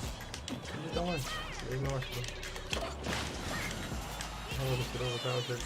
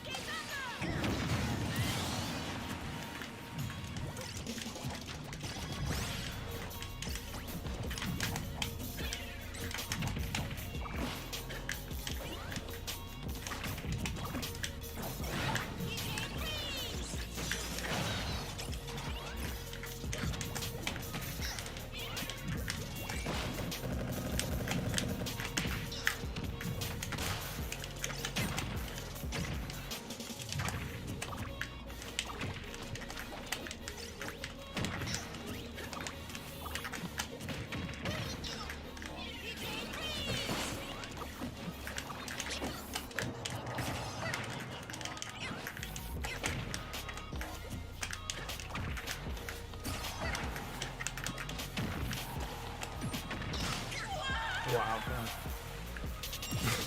What the fuck?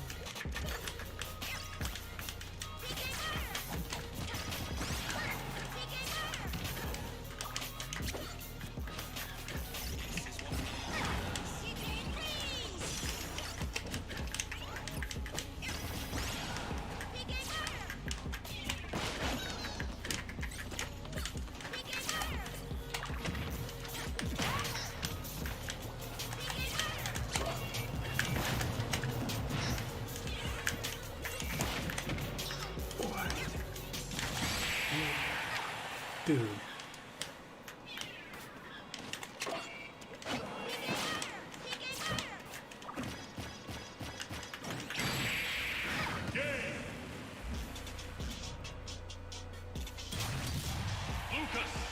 My God will not die. It is insane.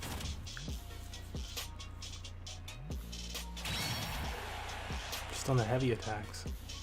It's my Well, no, not just like a special and heavy attacks. Be like, he got like 120 damage. I gave him the pop to die. He be getting me at like 90. That did it. That did it. Oh, that didn't do it. Why didn't it do it? I'm like 150 thrusters, but you're getting them everywhere. They giving it to you from everywhere. You don't have, it's not even 150. 3, 2, 1, go! I don't expect 150 though. Not a lot of people getting up from the 150 though.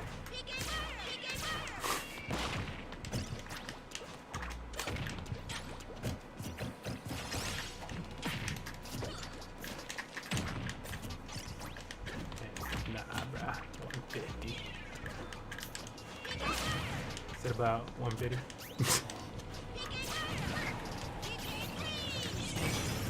Caught him.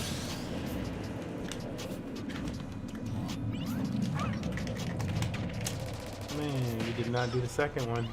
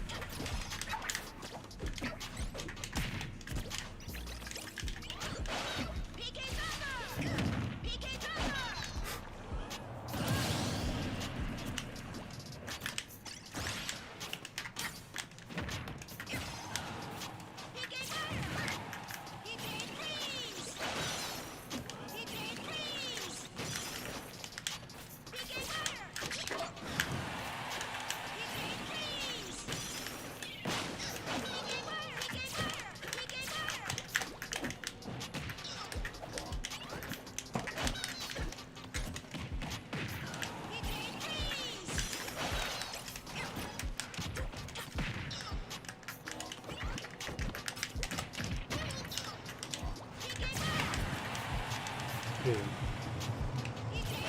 It's just so much.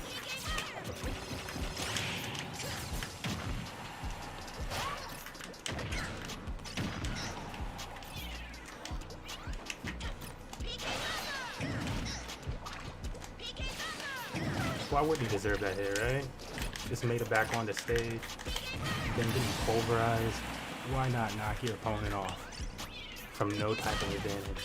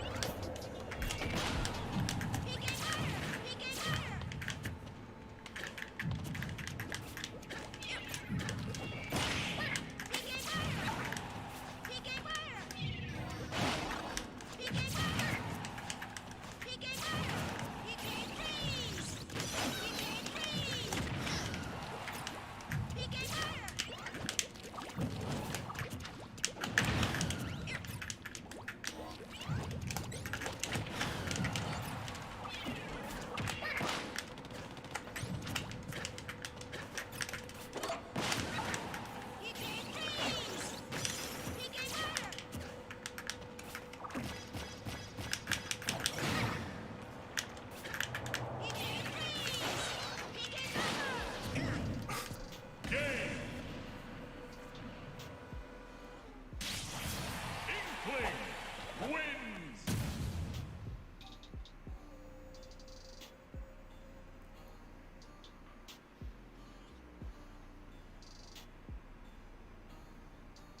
The bat, I reflected that one. You let it, like, right as you hit it, you did it. It just reflected it.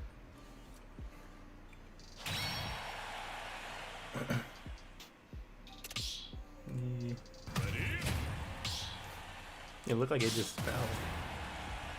Like you pulled it out and maybe you just knocked it out of your hand.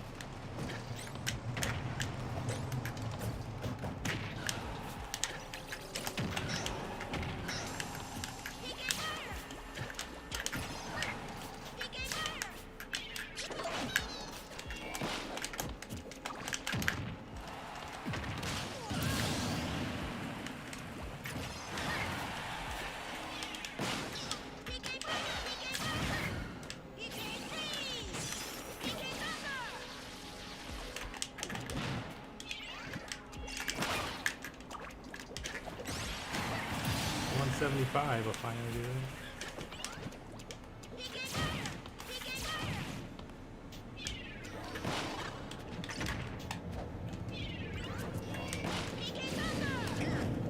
Oh, it didn't move me at all. It just glided me more onto the stage.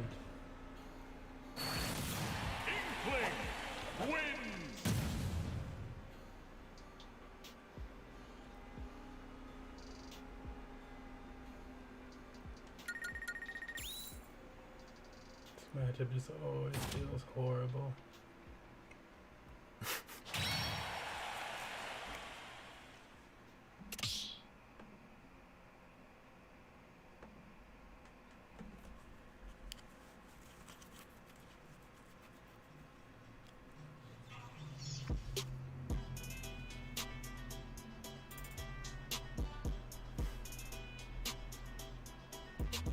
My guy can kill me at pretty much any point with an up smash at like 90 health.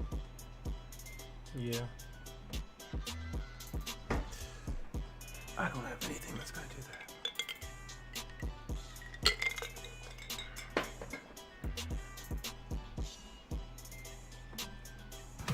And it gets like, he gets to move after it and shit. That's the other thing. I'm like, dude, and it lets you move? Get the fuck out of here. Like, why would it kill at 90 and then I still can't punish it? Okay.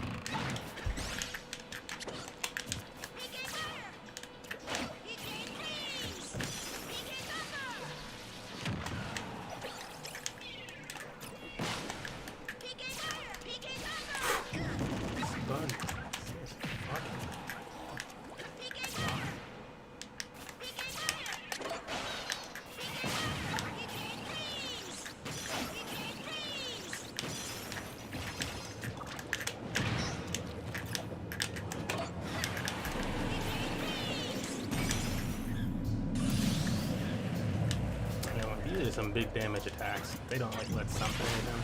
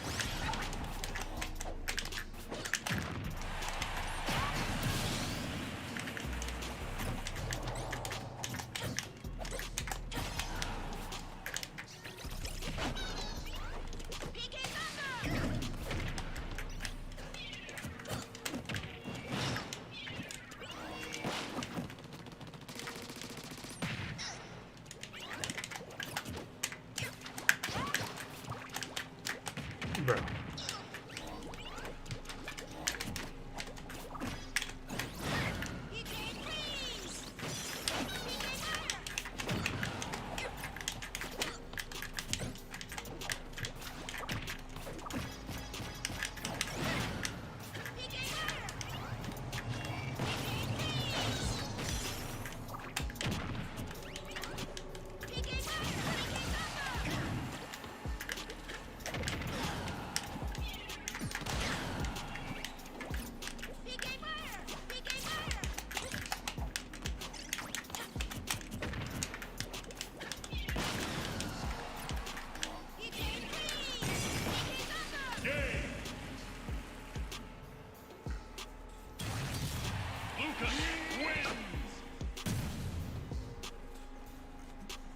Caught him sleeping.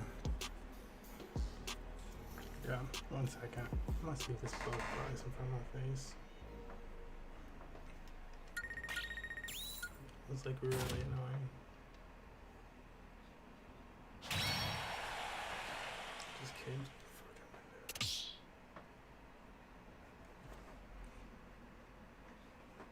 Like, why did they do that, man? You know, like, just like, you know, I would let you live, but you would not fly in my face.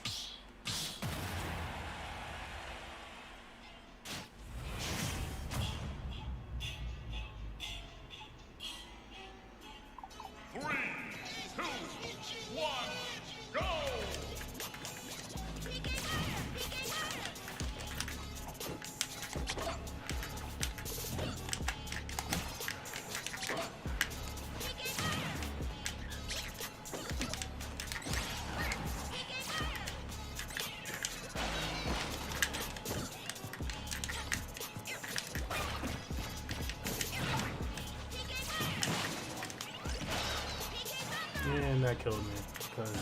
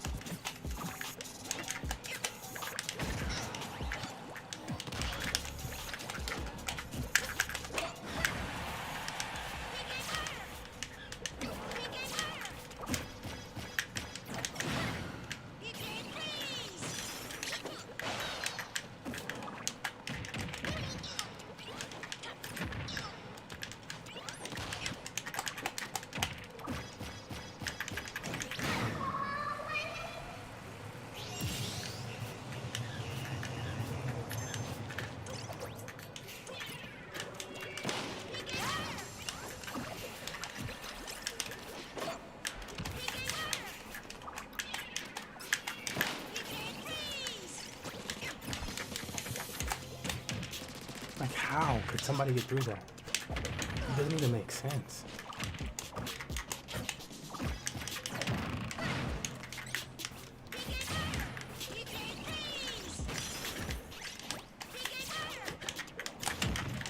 Like, yeah, ground is totally covered. Person is all on ground, has thrown a second attack on the ground in case they go toward the ground. Opponent rolls on the ground right at them.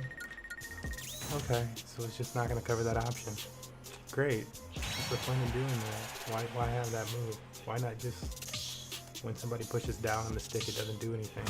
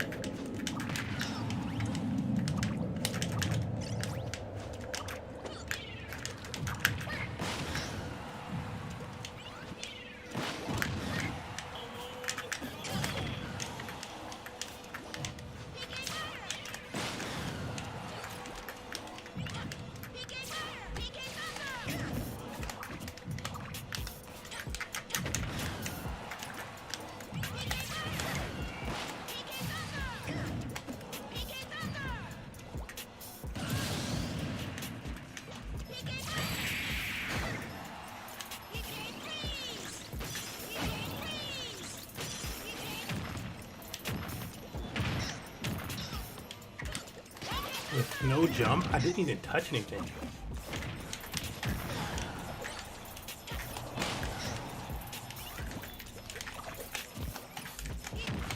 Dude, no. The fuck?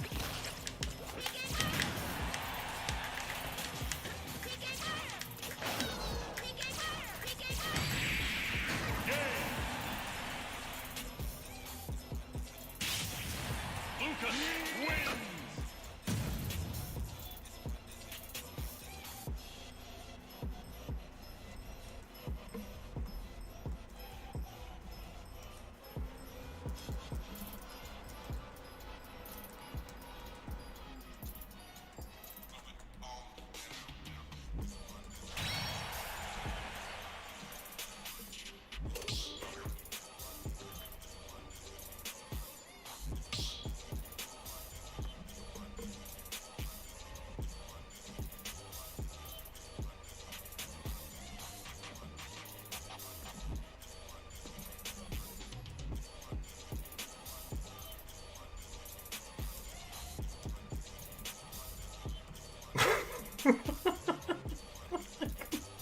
Watching the replay, it's like you touched me and they were like, yeah, that's gonna be 53 damage. He's still going. You can't move. Now you off the map. Like, what? How the fuck does that make any sense?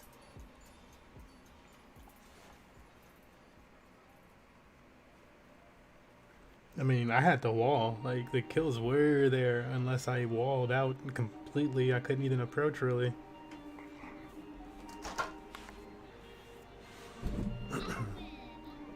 It was a game of, yeah, you want to come forward? Because if you come forward, you're not getting out. Like, okay, great, okay.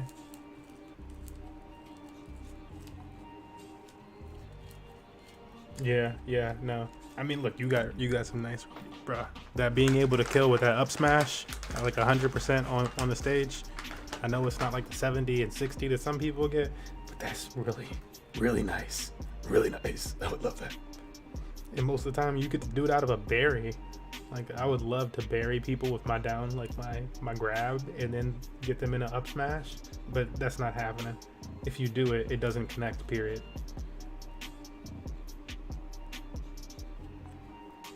But I'm like, yeah, that option, that is a godly option. I know it's probably got takes like a little bit to get with it, but like, yeah, even without getting the roller, which is the fact that it exists. It's like, yeah, I got the roller, it's a guarantee, man. Like, wow. I know I got ice, but ice ain't gonna carry somebody straight up and off the map at 100. Good players get out even at like 150, 160. That's the crazy thing. I don't know how they do it. If they have like a turbo, they probably do. They probably have like a little turbo controller and just push A. Like push turbo button, A. It gets them out.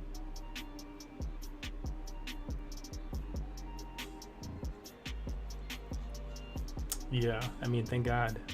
3 times in a game is horrible, my guy. Like, every one of those hits is like, again, it's more than a stock. It only needs to hit 3. There's 3 stocks. There's 3 stocks, and like that does half the damage of an entire stock.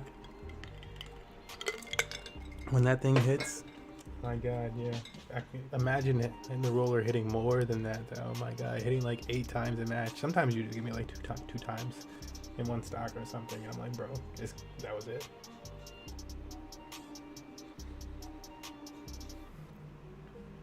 No. That Lucas earlier, right before you, got me in an ice. He got me in a nice ice. He ain't even do it all. He ain't do it. He ain't your boy. But he did get me in some ice. What we have here from the Rune.Farm. We gotta keep moving, keep it moving, push it in at the B&B.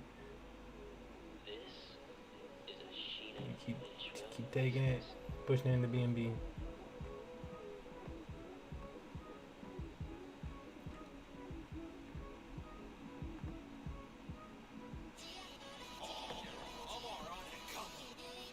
Wish they had an ETH pair, bro. That would be the clutchy clutch. Oh my God, if they had an ETH pair. And when we talk about heavies on a tall map,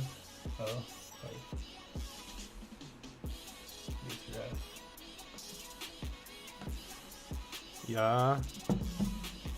Yeah, Micah, but Heavies are probably a whole different story for the Inkling. You rolling over Inkling or Lucas though. Lucas just has a struggle day. It's all like, bro, if you don't, hey, this be Lucas talking to Lucas. Hey, buddy. Hey, buddy. It's not gonna be much fun, but you want to consider just trying to stay 20 feet away from your opponent the entire match. The entire thing. No, pretty much the entire thing. You can hit him a little bit to run away. Yeah? Alright. Thanks, champ.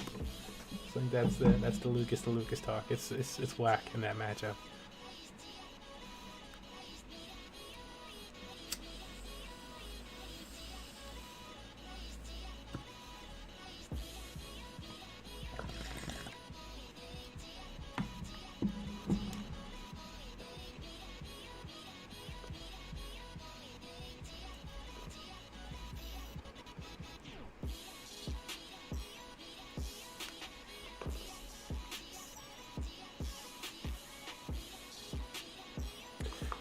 Hey, can pull it off. I can't remember if I pulled some before you and I played that match.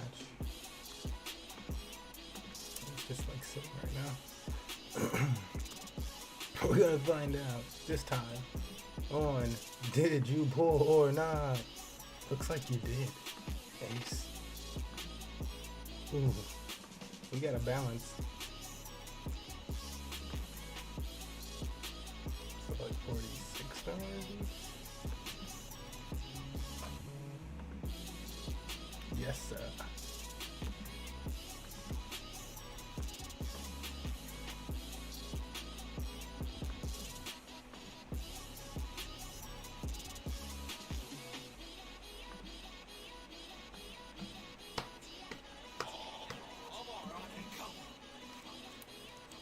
Man, I mean, like, you can't complain from like holding assets for a few days. Them being like, yo, farm is launching in 2 days. You like, all right, man, because I already have these assets. I'm gonna just hold. I'm gonna wait. Y'all better produce. Yeah, new token coming. Token launch, and it's immediately like, you just earning. You just like, what is that? Whatever. I'm gonna get the tokens I really want. Hopefully they make this whole game though. This would be like a really dope system if the whole game comes to it. It's about 6 my time, y'all. I might do like 1 or 2 more and elite, and then just stay up. Just stay up. Got a message from a homie. Only homie's writing this chat, so it's gotta be a homie. Hey, you about to get an arena?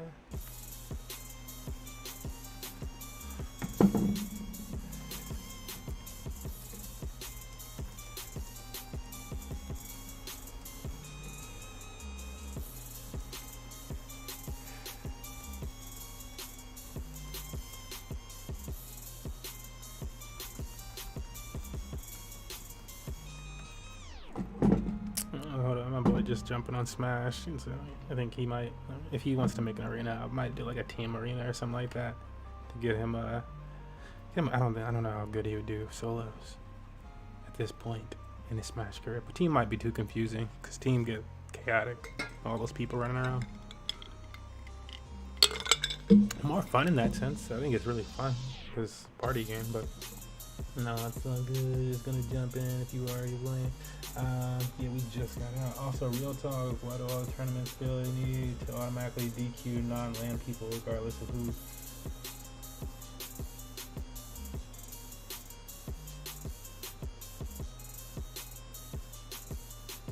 Do they really? Yeah, we don't do that. That's not us. Cause yeah, your Wi-Fi could just be better. Like if somebody else has like DSL or something like that. Like does DSL still around? I don't know. But if they still have if they have like DSL or some type of whack like not Comcast, but like Comcast used to be kind of whack. Some type of whack router. I'm gonna stick with DSL and a Netgear. It's like what is that? What? Some local network or some shit versus fiber. Versus 500 up down. Like you can't really. There's no disputing. Then who's causing the lag? It's like again. Paying $20 a month, paying probably $200-300. No, one person. Their speeds are just higher.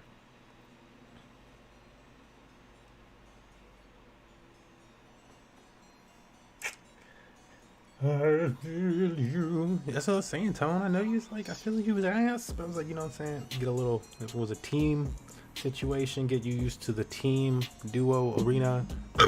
Oof, excuse me. I'm saying open it up to the public, beat down on some Vectas.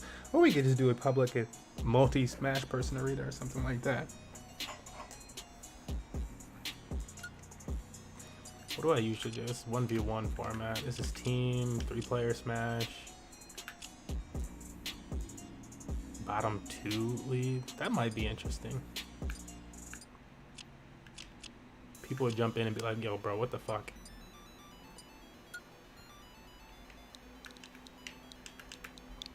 Oh, do I have it? I need to make it non-password. Protect it. No password. Public.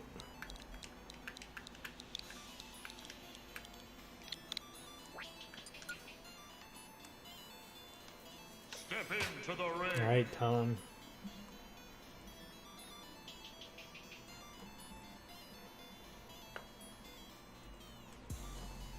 That's the password info.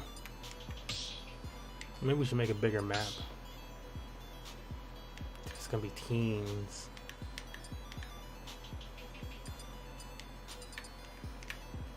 This big battlefield.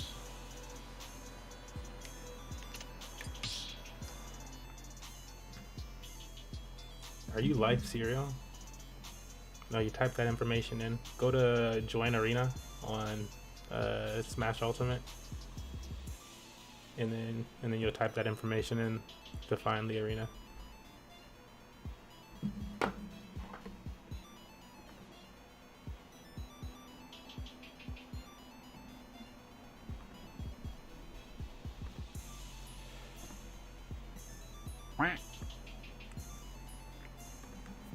Man, Ham was trying to take all my tickets today, dude. Trying to take all of them.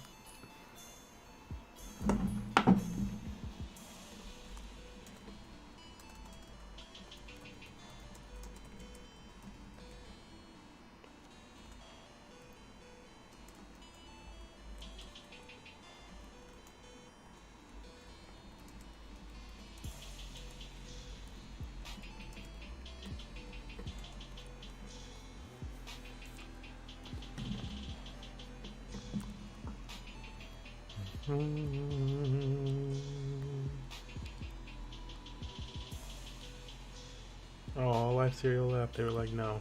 See, I wanted teams. Where's the team?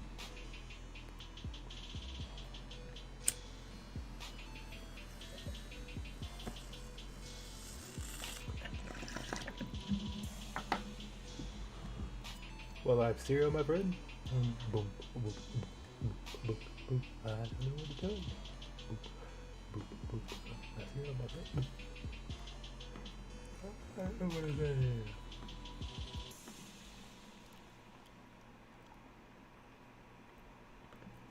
One of these things is actually the price of a rune right now. That's wildness. Wild.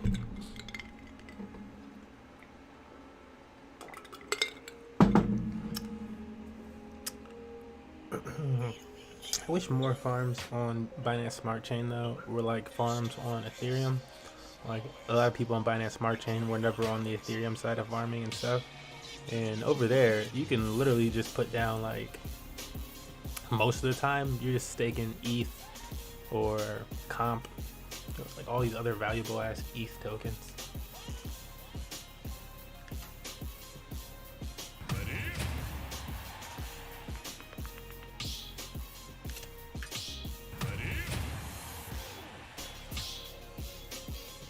Life cereal, life cereal. Okay, I'll run you in. Oh no, he got his boy. Don't accept. We gotta get life cereal's boy. No, you bastard! No, what?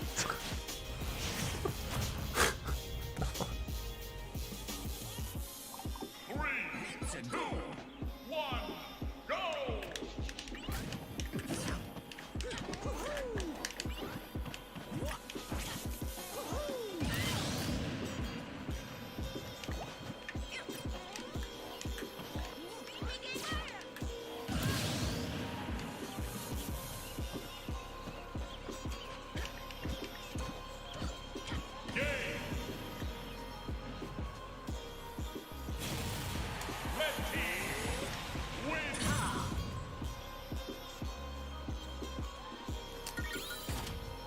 I'm gonna let them in in the game.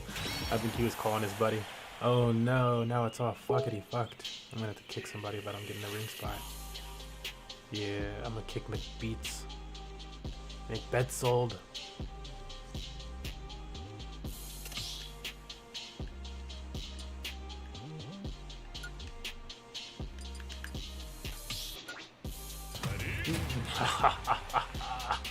Yeah.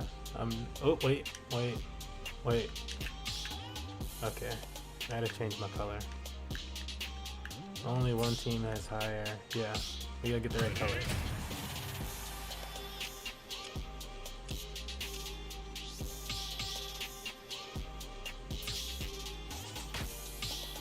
That was McButt's cereals person. What is he like? Not know how to change his colors? Yeah, change your color, bro.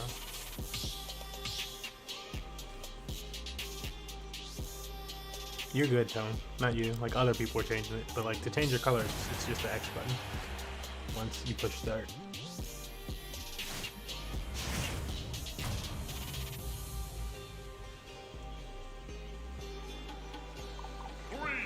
All right. Oh, it's a spawn map too. Okay, let's get beaten up. Oh man, yeah, you don't want to do that. He's not gonna take it easy. Okay. I don't remember if I put team damage on or not. Have we done any damage? I think they're pretty clever, yeah, so there must be team damage.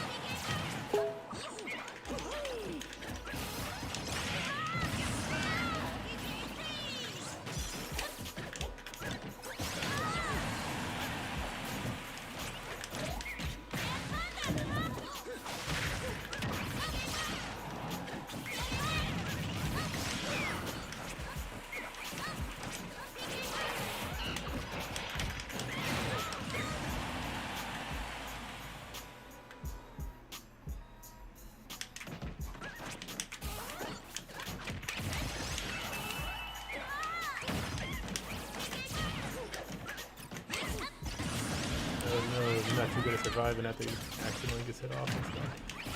Trouble finding himself.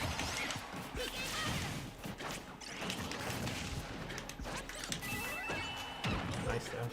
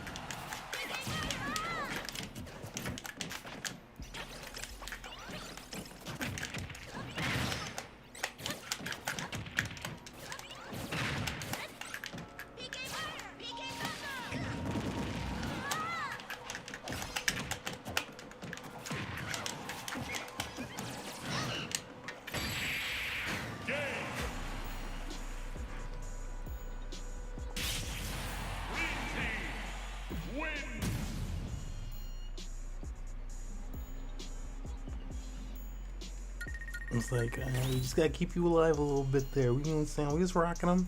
Too much up B. Too much up B.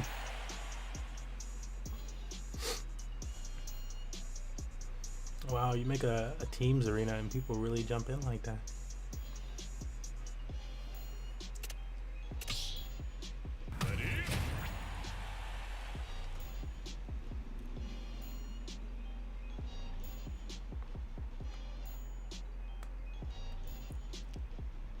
I usually max my arenas at like 6 people, so like it's just one game.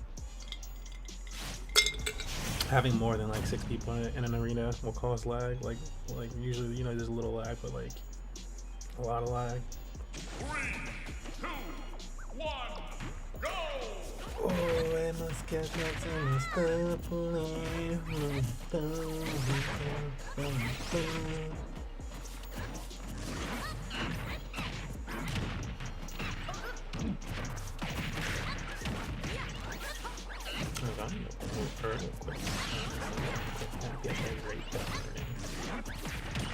I would like to see this get to like 0.3 B and B.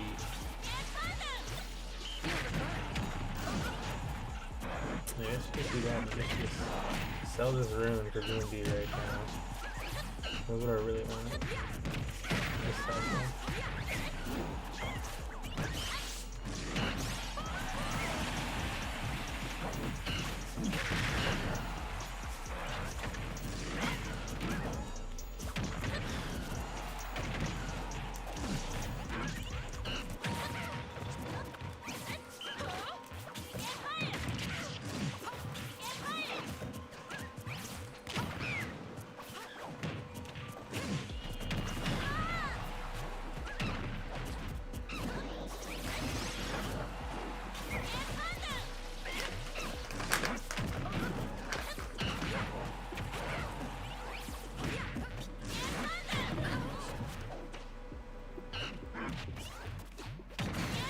Whoa, stop it, Super Aaron.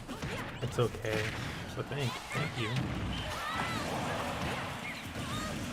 He's getting better. He's getting better. Lucas still, like for a Lucas, he's okay for a Lucas, I guess. Lucas has so much potential. Grassy, have you been playing on stream? Have I seen you today?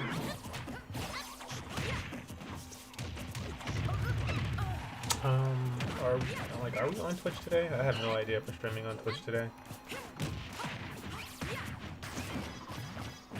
But Eli is way more profitable than Twitch. Like, hands down. So like, Twitch is cool, but like oversaturated, and the other platforms more profitable. So it's like Eli's got 2 things going for it. Blockchain related. Which is, I mean, they're owned by Microsoft. No, Amazon, excuse me.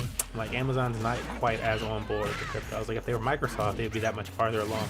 Which is why I'm like, Facebook is probably about to have Facebook integration shit, since their stuff is a partnership with Microsoft. So, yeah, I'm in the blockchain side. Which is, yeah, this, Theta, Vim. What else we got? Library. You know what I'm saying? Need stuff for D2, all the blockchain platforms. I'm about it.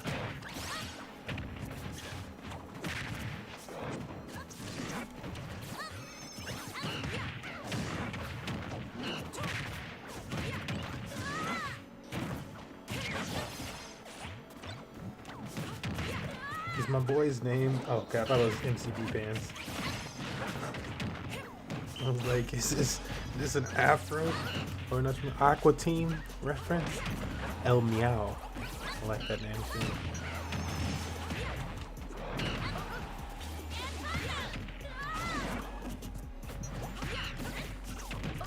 What up, TikTok people? Join us on the Rumble Combo.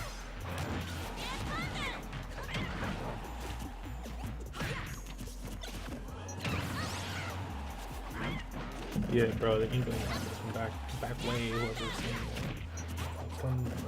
that. I'm much more likely to respond to the things to pop up on like either the Twitch or D Live or YouTube, since all those chats are integrated. And I have to go over and check out the TikTok chat. Not that I'm just like not trying to annoy y'all or nothing, but just letting you know that's how it be. During DeFi streams, I try to be really active on the TikTok chat though, because a lot of people have questions during those about DeFi stuff. I still miss them all the time, but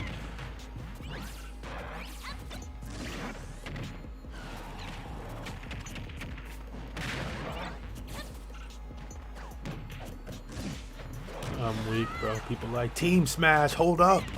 You mean it's not one-on-one? We put out the real words for the Team Smash. Team Smash is fun though. Smash Bros just as like as a concept, super fun. Like, you know, we play it competitive here, but you know, if you haven't gotten in Smash in a while, maybe not with all the crazy items, but you know, take it to a Rainbow Road situation or something. We might have to have one of those nights where I create some type of a fun event where like it's like a survival stock type of night or something like that. I don't know how we could work that in, but work out the logistics. How much did you start with? Hi there. In like Binance, like DeFi and stuff. Like recently with Binance Smart Chain, it was a few $100s. It was half of an Ethereum at the time. I think Ethereum was like $600 at the time or something like that. So it's like probably $300 or $400.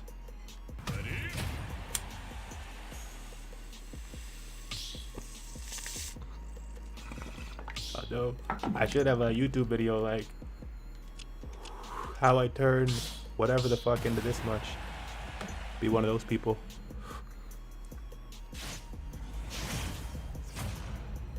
I would shit on their numbers though. They're talking about turning $100 into like 1,000. I'm like, bro. 3, 2, 1. It's okay. Everybody has their times, right?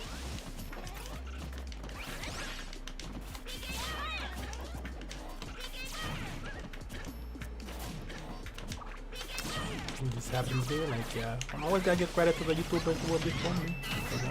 Without them, I wouldn't have known about Tron or ETH stuff. That's how I got on Binance so early. So it's like, let me look for the new. I'm always looking for the new. Wow, we got a little lag in this one. Since old boys came in the ring. I'm just gonna freeze both of y'all. Sorry, Tone.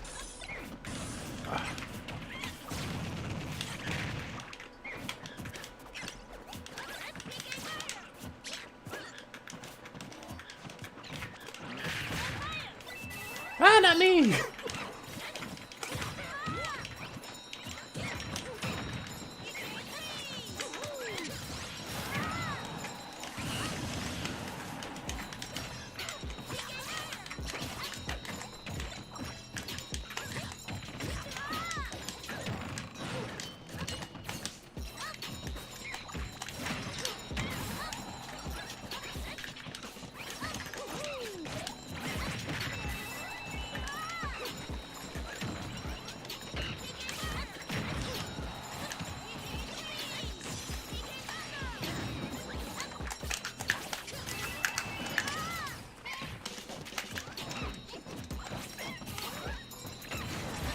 Bro, like how does any of that make sense with the biddy there?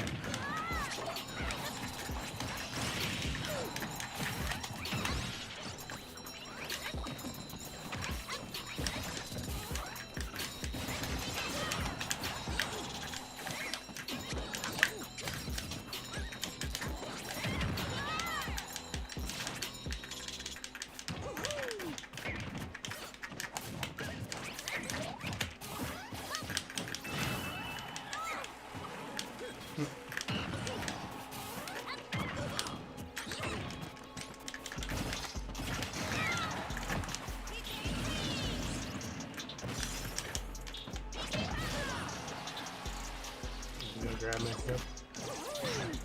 Yeah, that's not gonna do much though.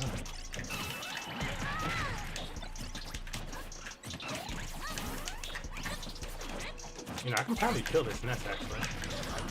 If you can survive. Oh shit, bro. I'm like, damn, if you can survive, I could probably kill the nest. And then we could have a 2-on-1.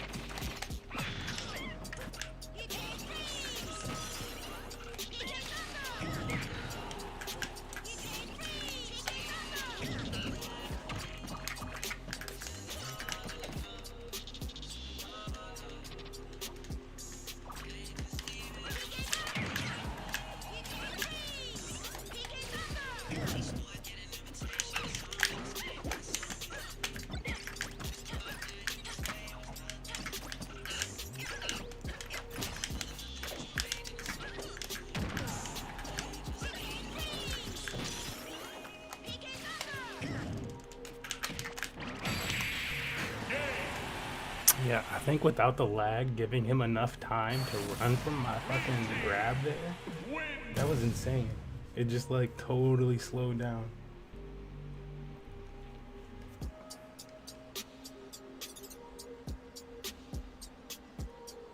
Yeah, I forgot that I had it on Team Attack. People requested Team Attack a long time ago when we were doing like little money matches and stuff like that, and they were like, "Oh, I don't like it when you can't Team Attack."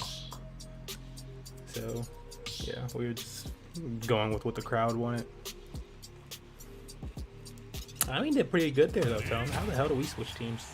They said let's swap it up, get somebody else the Tone. I don't know what happened there.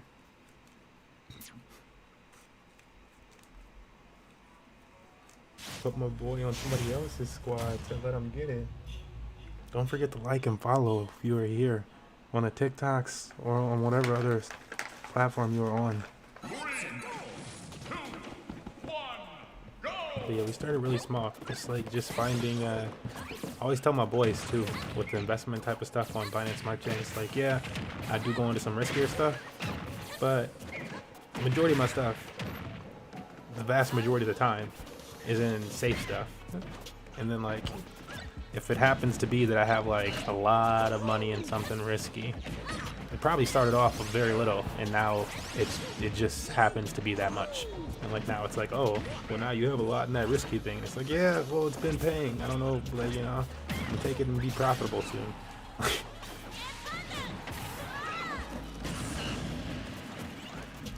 But yeah, super risky stuff I usually I don't like to do more than like 500, 1,000. It sounds like a lot now. It's a lot still. I usually it's less than that for like really risky stuff. I do like $200. So like that's like enough. Like you can like deal something out. If you lose it all, and it's like, damn, okay, I lost like $100. I lost $200. And again, like for me, it's not even like money from my bank account or something like that. It's like money that I had in crypto, so I lost 200 Ethereum or something like that, or BNB. Ugh, that still, it sounds horrible, right? So, but it's not as bad. Any advice for a beginner? Yeah, you know, I would say your small investments, like even like, you know, when you're, especially if you're not sure about it, if other people are not sure about it. Most things, regardless to how successful they are going to fail or going to crash in some point in time. That's just like the life cycle of farms and stuff like that. Even the most successful projects, even if they don't fail, the earnings on them are going to go down over time, you know.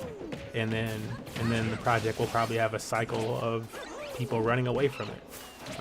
And so like at that point in time, it really comes down to, was this a dope project? Did they have anything different going here? Is it helping in any way? Like you always want to consider that type of stuff, because that type of stuff will let you know what type of projects, even after they like totally bottom, that you can go back to and like probably make insane gains off of. That's usually how it works out. It's like you find something, the first 48 hours of whatever farm, especially if it's new, is chaos hour. Like if you don't want to lose money as a beginner, when something first starts, a new farm launches, don't go into it. Or if you do happen to go into it, only go in with a safe pair. I know the other options have like 20,000, 10,000 APR or something like that for their token in BNB or their token in Bitcoin. But you want to choose the option that allows you to do just like strictly Bitcoin or Ethereum or something like that. The safest possible option where they're like, oh, we'll take 4% on deposit, but maybe if you catch it early enough, the APR is like 20,000, 10,000, you know, whatever it is. Something stupid where you could probably make your money back on the deposit in a day. Because then as long as you make your deposit money back, then you're in profit with whatever that token was, Bitcoin or Ethereum. And so like that's the smartest way to like start off. Is just like I started off doing all safe things.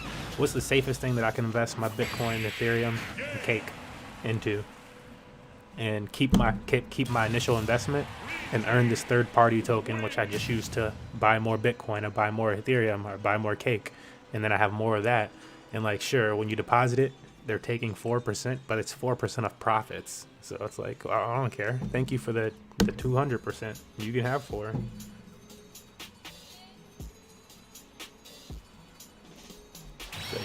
Hopefully that made sense. I do cover some of the stuff in like our tutorial videos and stuff, but yeah, the more streams and stuff, we just kick it.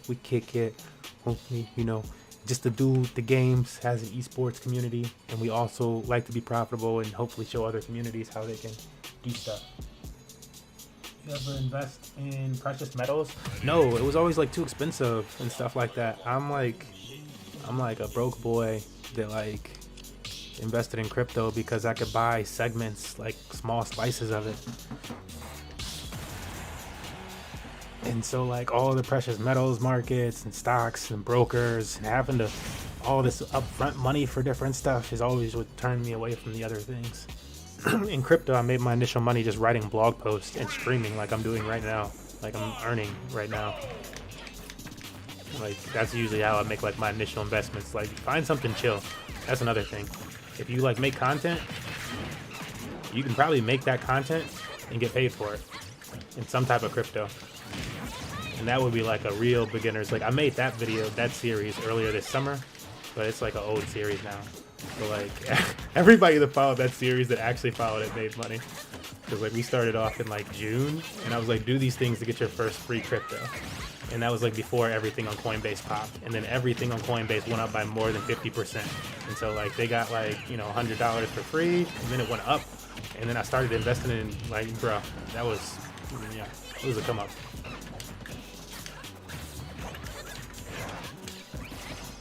Oh yeah, Coinbase, do those free Coinbase videos, those little, whatchamacallit, those are like free money, man. That is the way. I don't know, like, and those coins always go up. If it's listed on Coinbase, it's probably going to continue to go up. It's a super solid token if it's on Coinbase. Like over time, it's probably going to go up. It doesn't matter in the short run. It's probably going to go up if it's on Coinbase, period.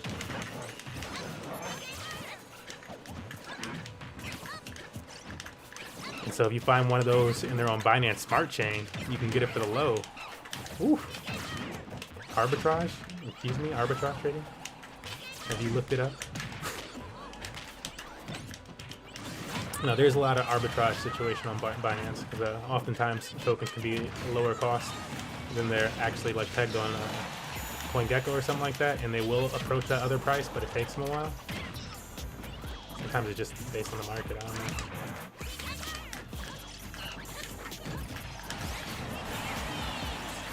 Ooh, we caught him with the boom boom. Oh, wow, Lucas, no. Wow, how did he, like, that was just like Sakurai shitting on me, like, you know, you thought you was going to enjoy Lucas today? I can get rid of this mess for you, my boy.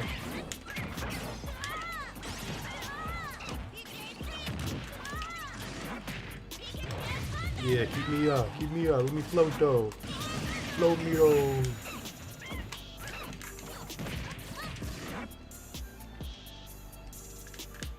Oh, he's about to come up my backside with this. Oh no, he missed, yeah, though.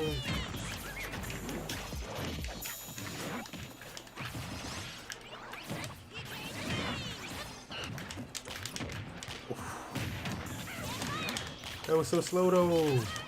Just give me the fire, don't do.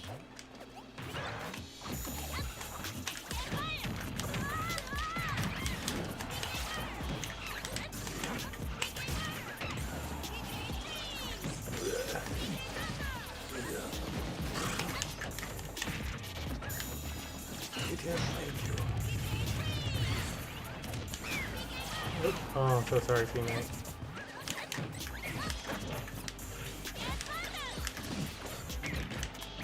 Ah, is that my last stock? He'll be alright. How much approximately have you made total? Isn't that a personal question? A little personal.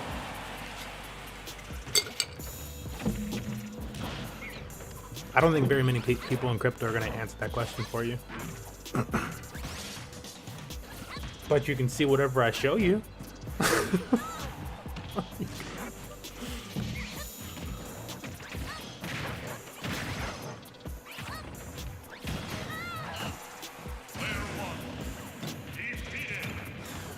It's like I say, like one thing is like, look, I started with like what did I put? 3 or 4 ETH in DeFi in total, and I said I wanted to use this Ethereum to learn DeFi. That Ethereum is still sitting on the Ethereum blockchain. And like initially, it was like I had taken that Ethereum, some of it was on Tron, you know, some of it was on Ethereum, is doing its thing, and now pretty much all that Ethereum is on the Ethereum blockchain. Not as my initial deposit, but like I could say like as earnings.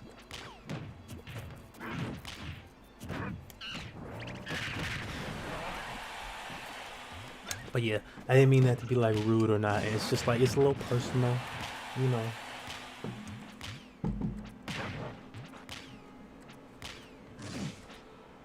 See if El Meow can hold it down. It's just Life Cereal guys holding down for his team. That's usually the case with Smash Bros doubles though, which is why I like doubles online, because usually Smash Bros doubles online is either it's like a random arena like this, or if it's like quick play, same thing like this arena. Usually one person is good and the other person is ass. It's the two good people are like trying to beat each other, like, you know, knock the other good person off. But usually we care about each other more so, and like, yeah, like let our weak people handle each other, have fun with each other. But sometimes one is just way better. But that's like it, like every time, bro. Anytime you play Smash, it's like somebody's got the console, somebody probably owns it, right? And the other person is coming to visit or something. Yeah, no problem, bruh. But yeah, I mean, like yeah, I could get like other figures, or like, you know, I think was it February was like a 2000x month on gains on Binance Smart Chain. So like, yeah, like it's at least 300 times 2000x, like. No.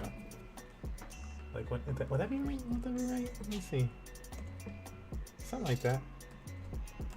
Times. Oh yeah, that's super simple. It's at least that. Yeah, that doesn't. That's just. Is that just? Hold up. 200%, 1000%.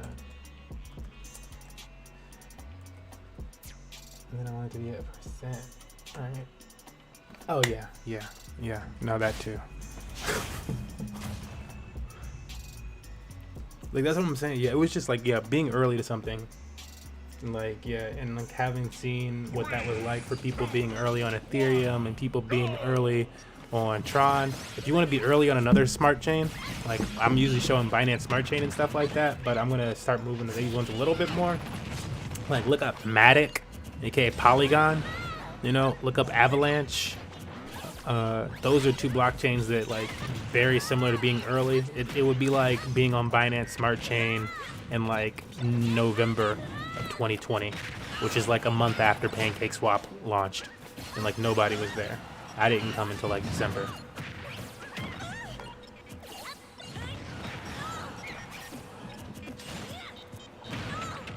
Like I don't even know if it was PancakeSwap first. There might have been some other farm. I think it was Pancake though. I was hearing about jet fuel and stuff, and I was like, what is this? I was like learning from Crypto Girlfriend, and like she wasn't making it make that much sense. To me, it was kind of, I was like, okay, so it's staking. Do I have to buy these jets? And if you're like wondering, yes, there's a content creator named Crypto Girlfriend.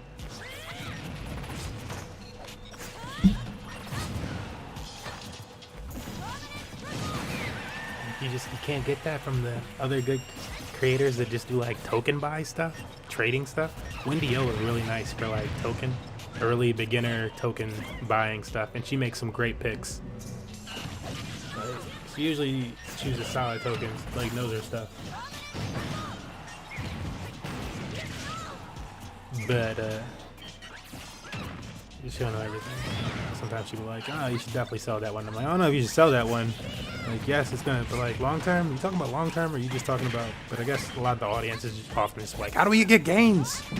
Wind Moon.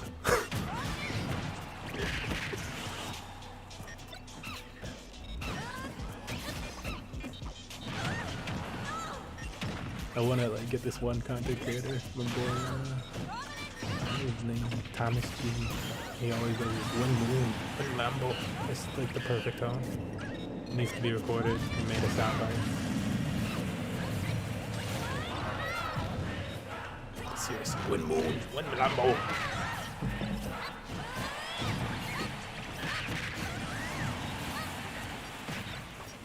Check out some.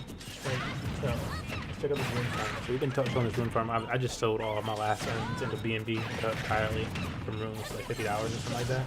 It's made $27 since I did that. Like, I don't know, an hour ago, 30 minutes ago, something like that. Still streaming. You saw the 2 TikToks we made earlier, maybe. So like this is ridiculous over here today, man. I don't even know what to say. Ridiculous. Also, if you hold cake has been ridiculous. Up $6 in like last 48 hours for cake. I'm holding this marshmallow shit, which you should probably ignore, because I'm thinking about putting it over here. I don't know if I trust this farm. And I don't want to do all the research on stream, like, just because it's boring. I'm like going through videos on ultra speed, reading a bunch of docs all at the same time, and it wouldn't make sense. I'd be like, what are you doing? Research. Where are all those numbers?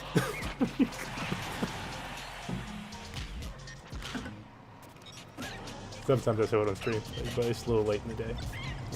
During a weekday stream when I start the mornings and stuff like that. I'm researching tokens. If you're interested in like how I research tokens and stuff like that, I do that on stream as well though. Or you could just ask sometime when I'm streaming, be like, yo, how do you research a token? And I'll be like, here, this is one way I like to do it. But you need to have multiple ways. For finding hot tokens like gems, and because gems are, dude, there's a token that you didn't know about that made somebody insane gains every day of the week, 5 times a day. It's like, if you know, like, look, over here, $15 over here. Why? Don't just because you're early, just because early, I guess. Yeah, check out the cake still. Check out the cake still. A cake up to 26. Ooh, I think I've been making like 1 or 2 cake a day.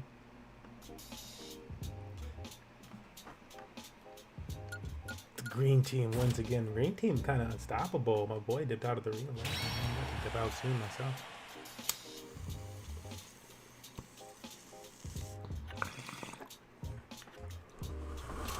Yeah, green team, if you're listening.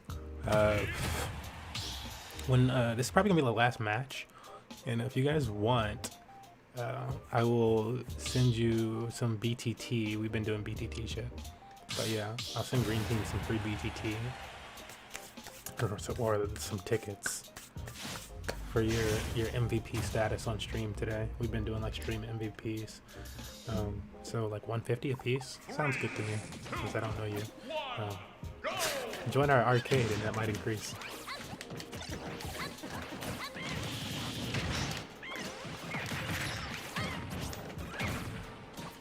Like not 150, 150 BTT.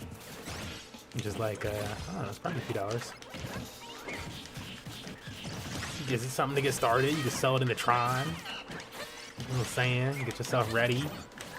This Tron never catches up with BNB and it's over. Oh man, Matt looks like a player. Hold up, Matt's kind of good here. Y'all in trouble now. Matt not playing.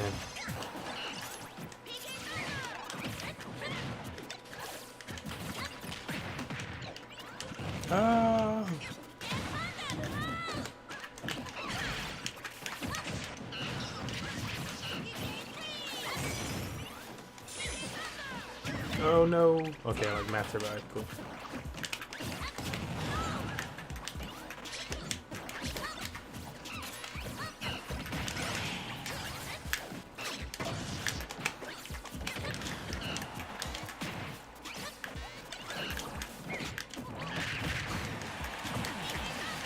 Oh, why did he do that?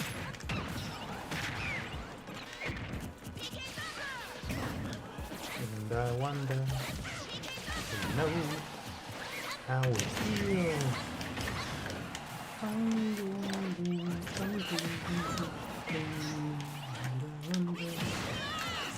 No. Yeah, you better give up, dude. It's gonna be a long road.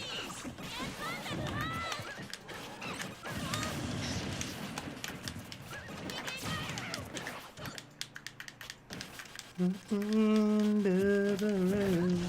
You can't less and good, less impossible.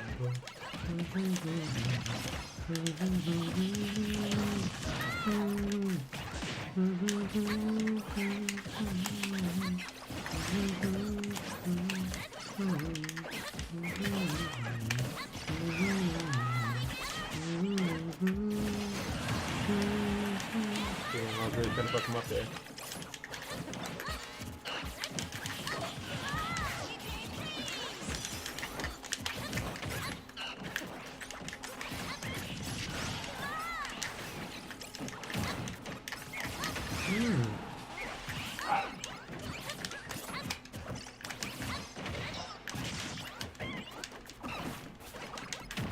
Oh my god, really?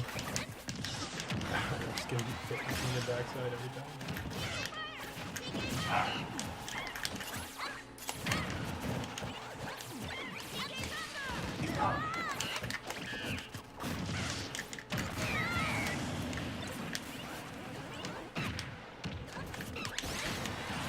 Okay, wow.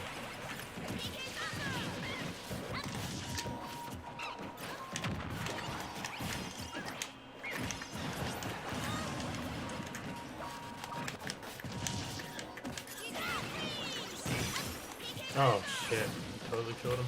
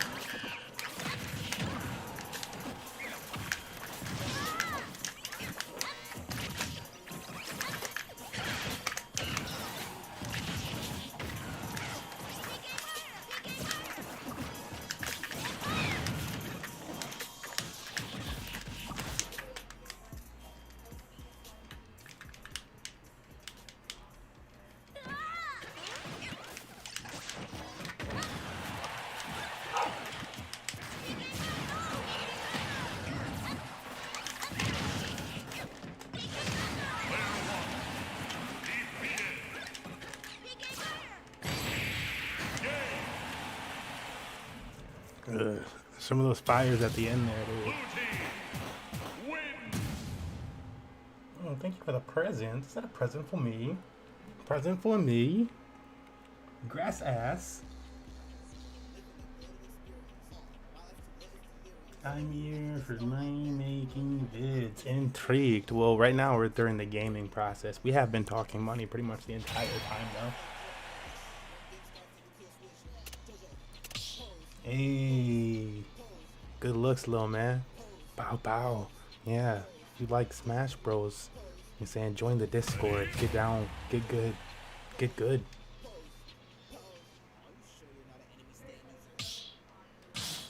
And hopefully the mom makes some stacks. Buy you some video games. Honestly, this shit, if I was just spending it on video games, I mean, it's for our video game community.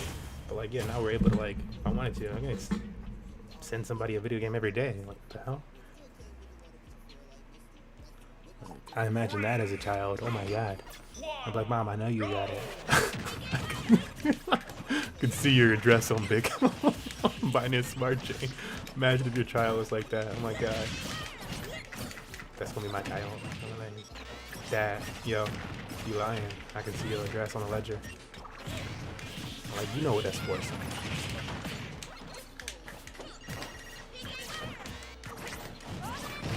Oh my god, I hate this character. This Myra girl. Yeah, but we do quite a few live streams on the DeFi thing, like pretty much daily, early in the day. Oh, I'm not on his team anymore. That's why. Okay. Oh, okay, Matt. It's over. I'm gonna protect you.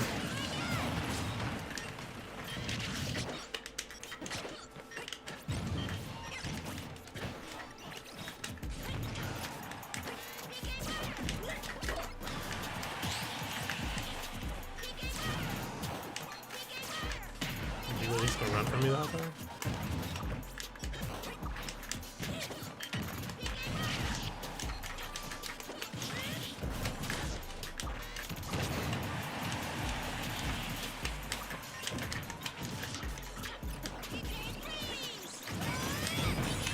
Man, I am fucking my teammate up. Oh no, it's him. Oh yeah, I could like boost up his thing. We should be doing that. Wow, I didn't even think about that. Playing cheap with it.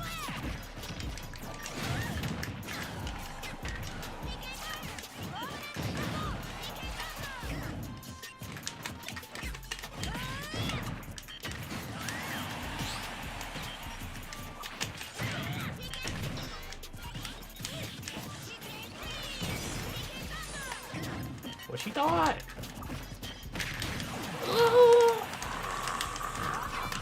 Okay, wow.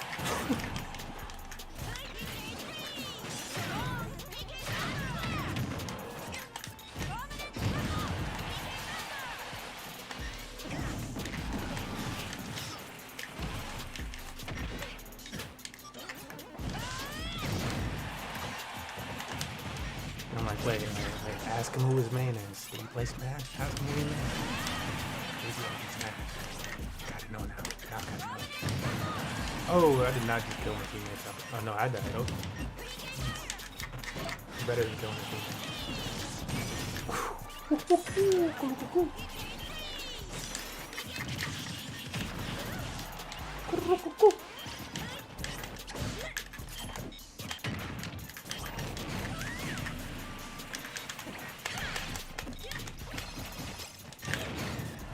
Oh, she killed him! No.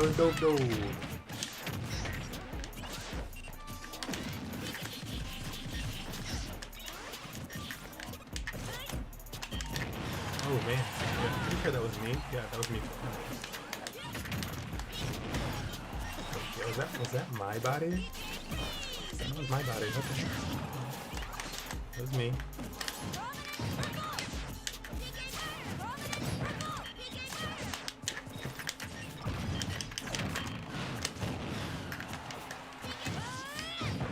Yeah, she hits you with that. It's like, it's game over.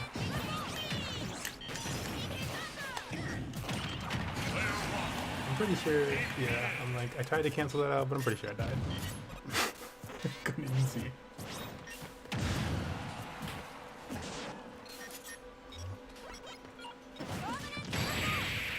Yeah, what was the second hit? I still couldn't tell what the second hit was that killed me. Couldn't tell you. Blue team win. I got bounced into the stage, and then maybe the stage hit was just that strong anyways. My health was too high, and it just shot me upward. I don't know. But yeah, congratulations to the previous team, because like you guys switched up team. So if you want to DM me, I'll promise to remember your name. / if you lie, I will check stream. But no, I'm gonna get out of it. Guys. Okay, last match. No, I can't play with Matt then. I don't want to be on Matt's team then. On Matt's team, really? Me and Matt are gonna win. It's not gonna be fair. Here, I'll let this new person play one match. You go ahead and get your match, a new person. Have fun. This is the last match. And I'm going to wrap up. I'll show a few DeFi things and stuff like that because we had a few people pop in that might have had some questions and stuff like that. Just see what's popping up, what I've been showing lately. The tutorials for it are on our YouTube channel. We want like the very beginner tutorials of how to like trade into BNB, the correct type of BNB, how to so that you can get started. You can also do this type of stuff on Ethereum or on the Tron blockchain.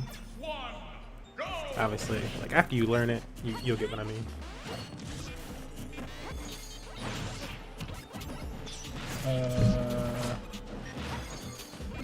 Oh, Chronicles, whatchamacallit, yeah. That's one of the characters, the Priya. She's from Xeno Chronicles. I'm like, yeah, I don't play that game, but he know. He sound like a gamer. You know where she was from. Like that's about as far as I go with it. I was like, no, I did not play that game, but I know it.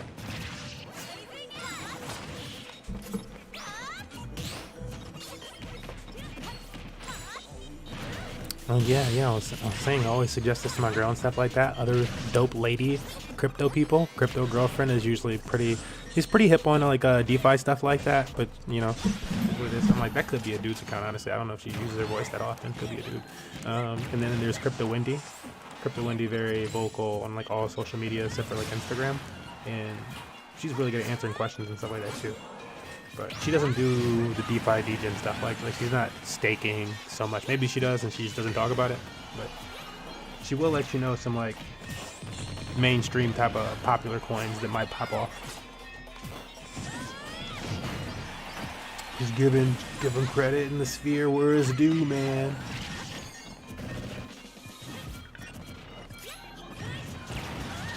Oh, another black dude that I like after you learn this stuff.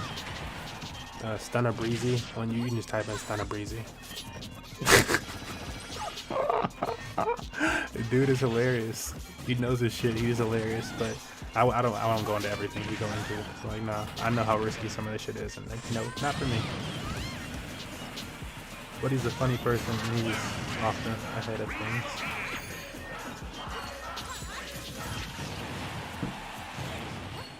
Just giving shout outs to folks. Also, thank you for those 2 other gifts. Those 2 presents. I don't even know what these presents mean, honestly, but they look nice and they are in fabulous colors.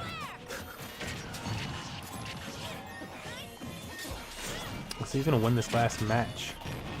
Again, after this match, I am gonna switch over to my laptop for just a moment. I'm gonna show Rune.Farm really. Probably show Rune.Farm. Like, what else should I do? I don't trust the dump thing. And marshmallow. I want to go into it, but I just don't trust it. Oh, my value in tokens continues to go up. If I'd have paired it with Bitcoin, I'd have made more money. How? I need more info on it. I need more than myself. I need to be able to look at the platform deeper. I'm just gonna pair the token up though, cause like, fuck it, I don't gotta put it in the platform and pair it. That's one thing also, this is new knowledge to people probably. I'll wait to show that portion either, too. Because I do have some Ethereum, like a lot of my Ethereum that's shown on the Ethereum blockchain is actually just kicking it super casual in the way that I'm about to show you. Because like I bought like some Ethereum and some Compound like months ago. It's gonna be like half a year soon, or a year soon, and it's just been kicking it since then, earning like, you know, a few bucks a day and shit, just kicking it. No farm, just kicking it. All right, that is the Smash Bros. Again, if you enjoyed Smash today, hit us up. Join our Discord. I'm gonna end your match here. Boom. Pain, regret, all those things. Sorry, guys. Follow us on the socials. Join our Discord. You can take part in our Discord matchmaking system if you join our Discord. Actually, it's a really dope matchmaking system, 24/7, run by our bot. And you can earn tickets from other players. So if you're enjoying Smash Bros, check that out. To wrap things up, we're going to look at some DeFi stuff like that. We're going to go over to the Binance Smart Chain. And we're going to go to PancakeSwap. It's exchange.PancakeSwap if you want the actual website. Stay informed with their Twitter and their Telegram.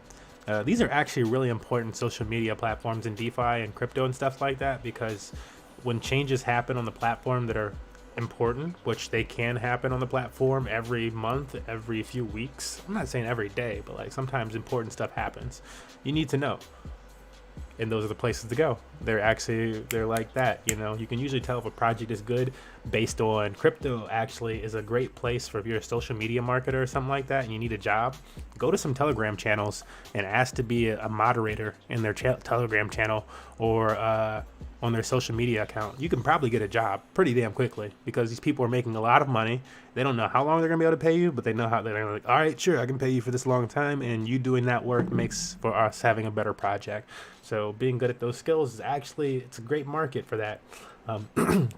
Anyways, stuff we're about to cover is part of Money Match Gaming's journey, wrapping things up. I'm not gonna make a video for this portion, so yeah. But we're jumping into Pancake Swap. We're gonna check out some DeFi.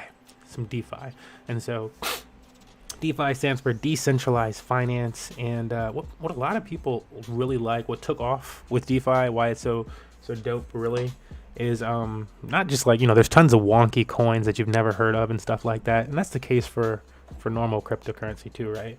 But in the case of like stronger tokens that you actually like, you know, Bitcoin, Ethereum, BNB, ADA, aka Cardano, a lot of these tokens, if I were to scroll down this page, eventually you're going to start to find some of those tokens. They're not going to have the highest APR anymore, but they did when they first launched on these platforms. And as more liquidity piles into these things and they've been here longer, they're just going to give less incentive because they're incentivizing you here. But that's really what a lot of DeFi is about. So a lot of DeFi, when you hear people talk about it, it's about two different things. It's about these different farms. So it's not mining anymore, it's farming. But it's about these different farms providing, one, incentive, and then two, what was the second point? I guess transaction fees and stuff like that. So it's the farms, and then it's the AMMs. That was the number two. The two is farms and incentives, and then, or one is farms and incentives, and then two is the AMMs, which is sometimes attached to farms, but we'll go over that. So part one, farms and incentives. Here is the case of if you have two assets. So let's say I have United States dollars and I also own a decent amount of Bitcoin or Ethereum or whatever token that you heard about that you liked. So let's say I have that. In this case, it's going to be Amazon. Yes, the Amazon stock and United States dollars, because that's what UST stands for. That's what this token is, at least. And so if I have Amazon stocks as a token here on the Binance Smart Chain, I can pair it up with United States dollars and earn an APR of 47%. Now, what are you going to earn that 47% in? You're going to earn it in cake, the incentive token. So you're not actually earning Amazon and UST for pairing them up. You're earning some third-party incentive. So they're saying what this basically is like somebody created a platform that said, hey, if you take your assets and put them over here, and like not forever, you know, you can move them whenever you want and stuff, and different platforms have different rules, but if you do that, we'll give you this APR of however much, and here's your incentive. And so at different times they'll change these APRs and stuff like that as new tokens come in, but they'll basically incentivize newer projects with a higher APR, and that's how this whole ecosystem ends up working pretty much, for farms at least, in decentralized finance. So when you're hearing about people making insane gains and the APR is really high on something, it's probably because there's a lot of money locked up in this project, or potentially, and it's new, not a lot, you know. And APRs usually start off really high on projects. The earlier you are, the higher it is, and you can potentially make a lot of money. But depending on the tokenomics, which is something you always want to check out with a project, always go into their docs. It's usually in the more section. Even PancakeSwap will probably have that.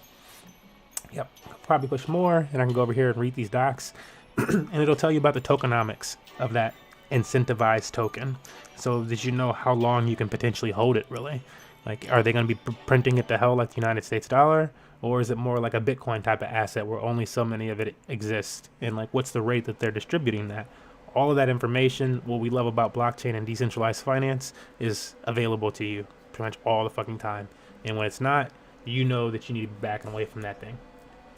So over here, obviously that was just an example of one. I don't have anything in that. We do have some stuff in at the top over here. I'm like way up here.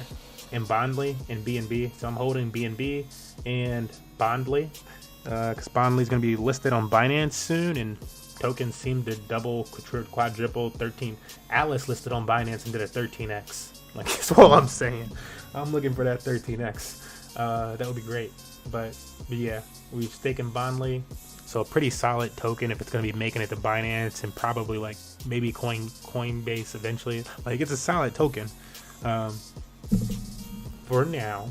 But that's what we're staking. It's too much money in it for it to just drop insanely. And so we're staking that in BNB and earning this incentivized token.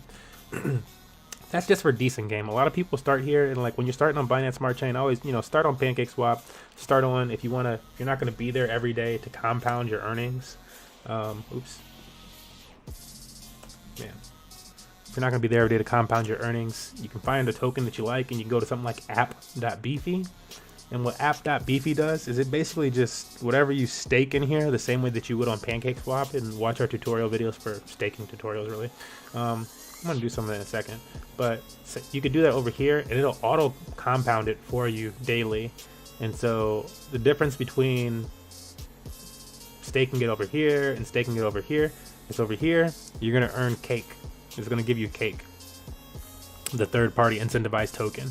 If you put it in Beefy, it's going to compound it for you. So what that means is it's going to basically take whatever your earnings are every few hours, sell them, taking your earnings and selling them into BNB and Bondly, if that was what you were, if you had there, and then it would pair them back together as liquidity for you, and then put it back with the rest of your stack. So it's like 3 transactions that it's doing for you. These type of platforms usually come with a very small fee attached to them at some portion, some part of the way, or whatever the heck. But you really, if the token's not dropping and it's saying them, you're just making money. It's actually just doing its job and compounding it for you. So people usually love these type of platforms. You want to make sure they're safe. Do your own research on that type of stuff. App.beefy has been about as safe as it comes, and so this is a cool one. But a lot of people kind of migrated to other platforms, just trying to look for the next big thing out there. But yeah, when there's $605 million invested in there, obviously they're able to do their job pretty well. Boom. Okay, what we've been showing on stream earlier today was this platform right here, Rune.Farm. And this is where I'm going to wrap stream up today. Rune.Farm is a platform we've been showing the most, probably. Ellen Wallet, now $100. I got to check out what the price of Rune is. 56.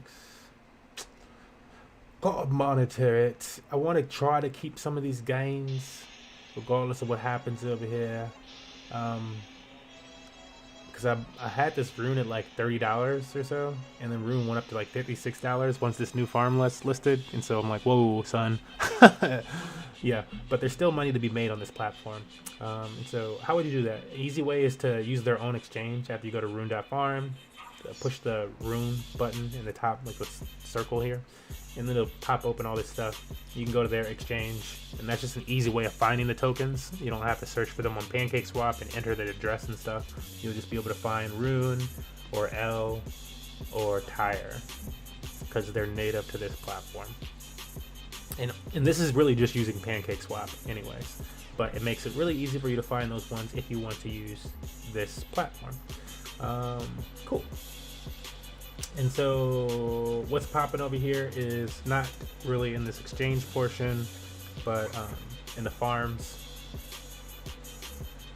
We go to the farms. This is where you can see the APR and stuff like that. Now they do have a little fee here of L on your rewards, but it's not really noticeable compared to how much you're making. And so I don't really care. I'm like, yeah, no, we're making way too much for that. 30,000 APR on Tire and L.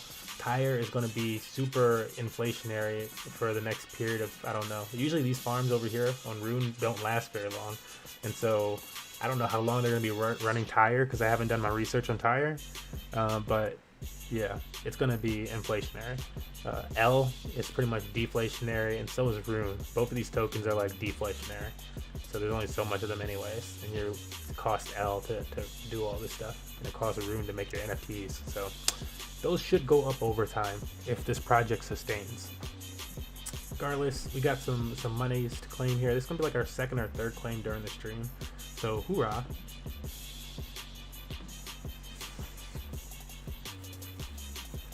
From this one farm, you have been so kind to us, and we needed this dough. like, I think, how much was it? It was like, if I would have pulled out at that point, I would have had, let me see. Yeah, it was like $2,000 that was like, I mean, it's profit of $2,000, but it's like, who doesn't want an extra $2,000 of profit?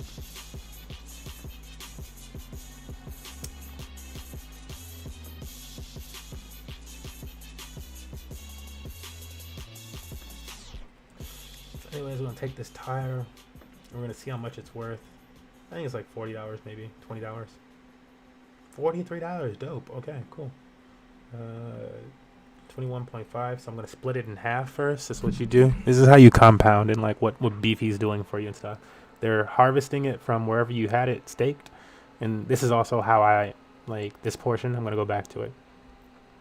Tire and L, and what I'm really using is this pair down here. This B&B and Rune. How did I get it as an LP? What they call it, Rune B&B LP, liquidity point. Most people probably know this if you've been following our streams for a while. But I'm gonna go over here. I'm gonna sell that tire into, oops, I think I copied the amount. Nope, I didn't. So I need to split it up into halves, equal halves.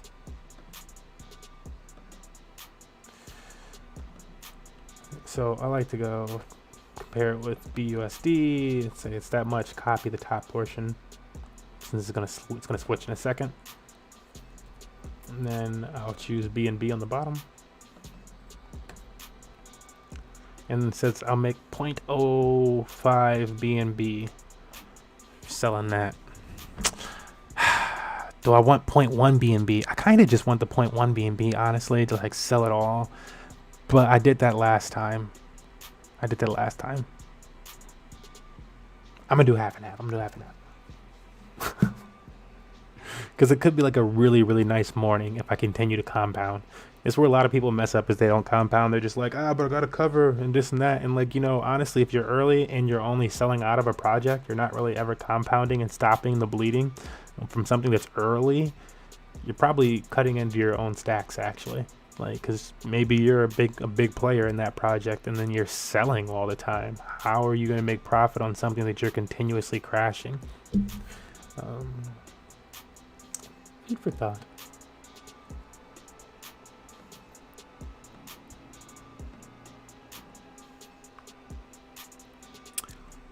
This is just a little tutorial. I'm just gonna make a liquidity right now, I think, and because the next round, I think I'm just gonna sell and start doing it in like these weird cycles. But yeah, just making liquidity, and we'll be done.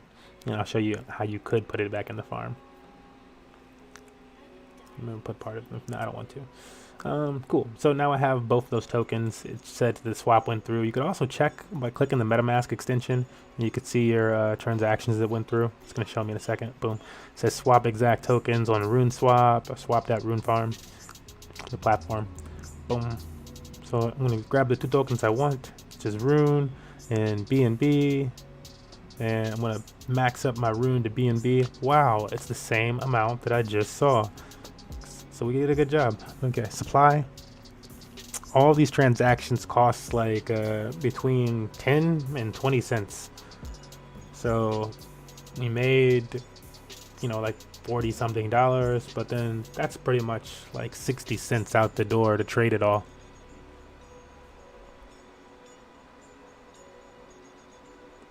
Be worse on Ethereum though. It would be like, you made how much? You better have made a lot of money. It's gonna cost you at least $15 for that transaction. It used to not be that bad. It used to be like $2. Sometimes you get like $1 or something for a transaction on these. Everybody's waiting for those days to return. And that's how bullish Ethereum is. Like, if you think Ethereum is done, like, no, everybody is literally just trying to scale on top of Ethereum right now. All of this shit is pushing back to Ethereum. Don't be foolish. Okay, you need 0.00 L to pay the fee. Yeah, see, you need that L. That's bullish for L, man. I just figured, look, I had some L sitting there. I'm gonna let it do its thing. If the price of L goes down, great. I'll buy up even more L so I can continue to make money over in this farm. because I don't know, man. It's just doing its thing. Okay, we got that back in there. The other farm that we had, the other pair that we didn't touch. Yeah, I mean, you can just see it right here. The money's going up pretty quickly. It was already 60 cents. Now that we have them both back in there, well, you know, it'll probably be like up to $1 really quickly. 80 cents. It's moving fast. It's moving fast. This is a bit of money. It's something nice. It's not nothing. It's not nothing, but it's not the majority of our stuff either. And so, yeah, we're about to touch $1 while we try to buy time there for it to touch $1. And it's gone. There you go, $1. Cool. But that's Rune.Farm. Again, I think as long as things hold up, you gotta do your own research and on the tokenomics and stuff like that. Things that it needs, you know, you need volume and stuff like that to continue to come into this project. It's not like a pyramid scheme or something like that, but like you want volume, you want more people. The price will sustain, and like there's no reason the price, but unless people just start selling all their Rune tokens for other tokens, like people that bought into it, nobody actually wants to play the game and stuff like that. Everybody just sells it, and then the price goes down. But if that happens, it would be really, really easy for one person to buy up a large portion of the market and make it incredibly hard for other people. They could also, yeah, it's just like it's an interesting tokenomic system. And so if you're interested in Rune.Farm, do your own research, because what they're working with and stuff like that, yeah, it's interesting. It's interesting, and I feel like it's hard for the Rune price to go super low. L too, I feel like L is gonna be fine.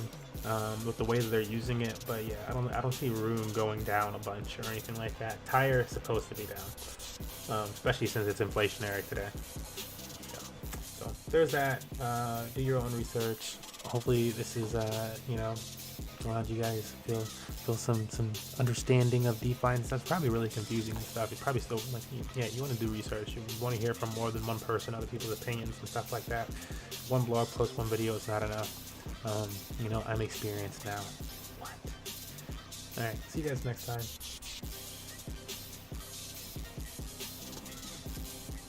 If there's any questions, I'm gonna go through and see if there's any questions. Pretty much you do, I'm gonna go through and see if there's any questions. How are gas fees so cheap? I think gas fees are so cheap on Binance, partially because even if the price of BNB raises, remember, the nodes on Binance Smart Chain are centralized and stuff like that, which is like a lot of people complain about that because Ethereum nodes are run by just people, whoever the hell has Ethereum. But Binance CZ basically was like, yo, what company or whatever the fuck wants to run a node? And so enterprises are doing that. And so if you have, like, if your buddies, like your company pretty much are running the gas fees and stuff like that, you can pretty much be like, yeah, let's make it cheaper for people, you know? Like, honestly. Like, you can control some of that type of shit, and so I'm pretty sure that's why. Also, it's cheaper than Ethereum, so there's that also factor to it. But those things combined, and you can make gas that much cheaper if you look up something called the Chi gas token, and you're using like 1inch, which is now on Binance Smart Chain as well. Look that up. Or if you're really worried about gas fee and you don't want to do Chi and you don't want to do 1inch, look up BSCEX, which is another. They were the first platform to try to be 1inch on the Binance Smart Chain. Are taxes a thing in this space yet? Yeah, like not necessarily like for DeFi tokens and stuff like that. These actually like under current legislation count as like kind tokens or coins or whatever the heck. I'm pretty sure. And so transactions between the DeFi stuff like that should be the like kind tokens, and so not taxable. Where there should be tax though is when you're actually selling out into things, and where most people are just gonna like, generally speaking, like in the tax area and stuff like that, they're like, yeah, what's your profit into your native currency, really? All these other gains and stuff like that is supposed to be taxed, but like, what's your profit into your native currency? And I feel like that's what people are really actually going to care about the most. Not that they might not try to be like, yeah, we want to know about what other trades, but like so like what do I mean by like kind tokens or whatever? All these different tokens that I just showed on Binance are all technically BNB, right? They're all fractions of BNB, and so like if you're just moving BNB, yeah, not taxable. But yeah, it's looking for moving. What did my boy say? Like values of like once you sell like $10,000 worth of your crypto into your native currency for United States, I believe. Or $600 or more, I would even be looking at, you know, then start looking at, okay, what are the taxes and this and that. And I didn't sell anything until 2021 because I've just been a hodler, and didn't need it till then, you know. I believe people would pay me fairly, but yeah. And stuff, and I like, do I have to use my name and stuff, or is it anonymous? Or when you, oh, I mean, like on your, like when you're actually reporting your taxes, like whenever you actually like cashed out, like obviously I wouldn't lie on my taxes, right? But like on chain stuff like that, no, most people would prefer to be anonymous and stuff like that when you open the account. No, you don't need to use your actual name for anything like that. None of that stuff requires your name. All of it's anonymous and stuff like that. Some people prefer to be as anonymous as possible during stuff. The only way that people know who you are when you make that account on the Binance Smart Chain or on Ethereum or something like that is like if you eventually tie it to something else personal, or if you send it to one of your accounts, the people know it's your account. Look at that.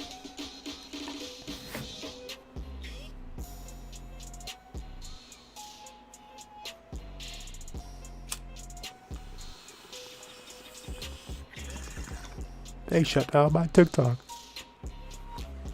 This white profile account popped in and they shut down the account for the stream. That was a pretty good live TikTok session though. These TikTok sessions have been getting like 30 something followers each, bro. Pays to have 1,000 followers on TikTok. Holy shit.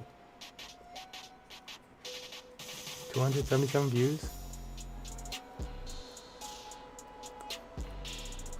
What's up? All right, it's been a good day. We'll see you guys next time.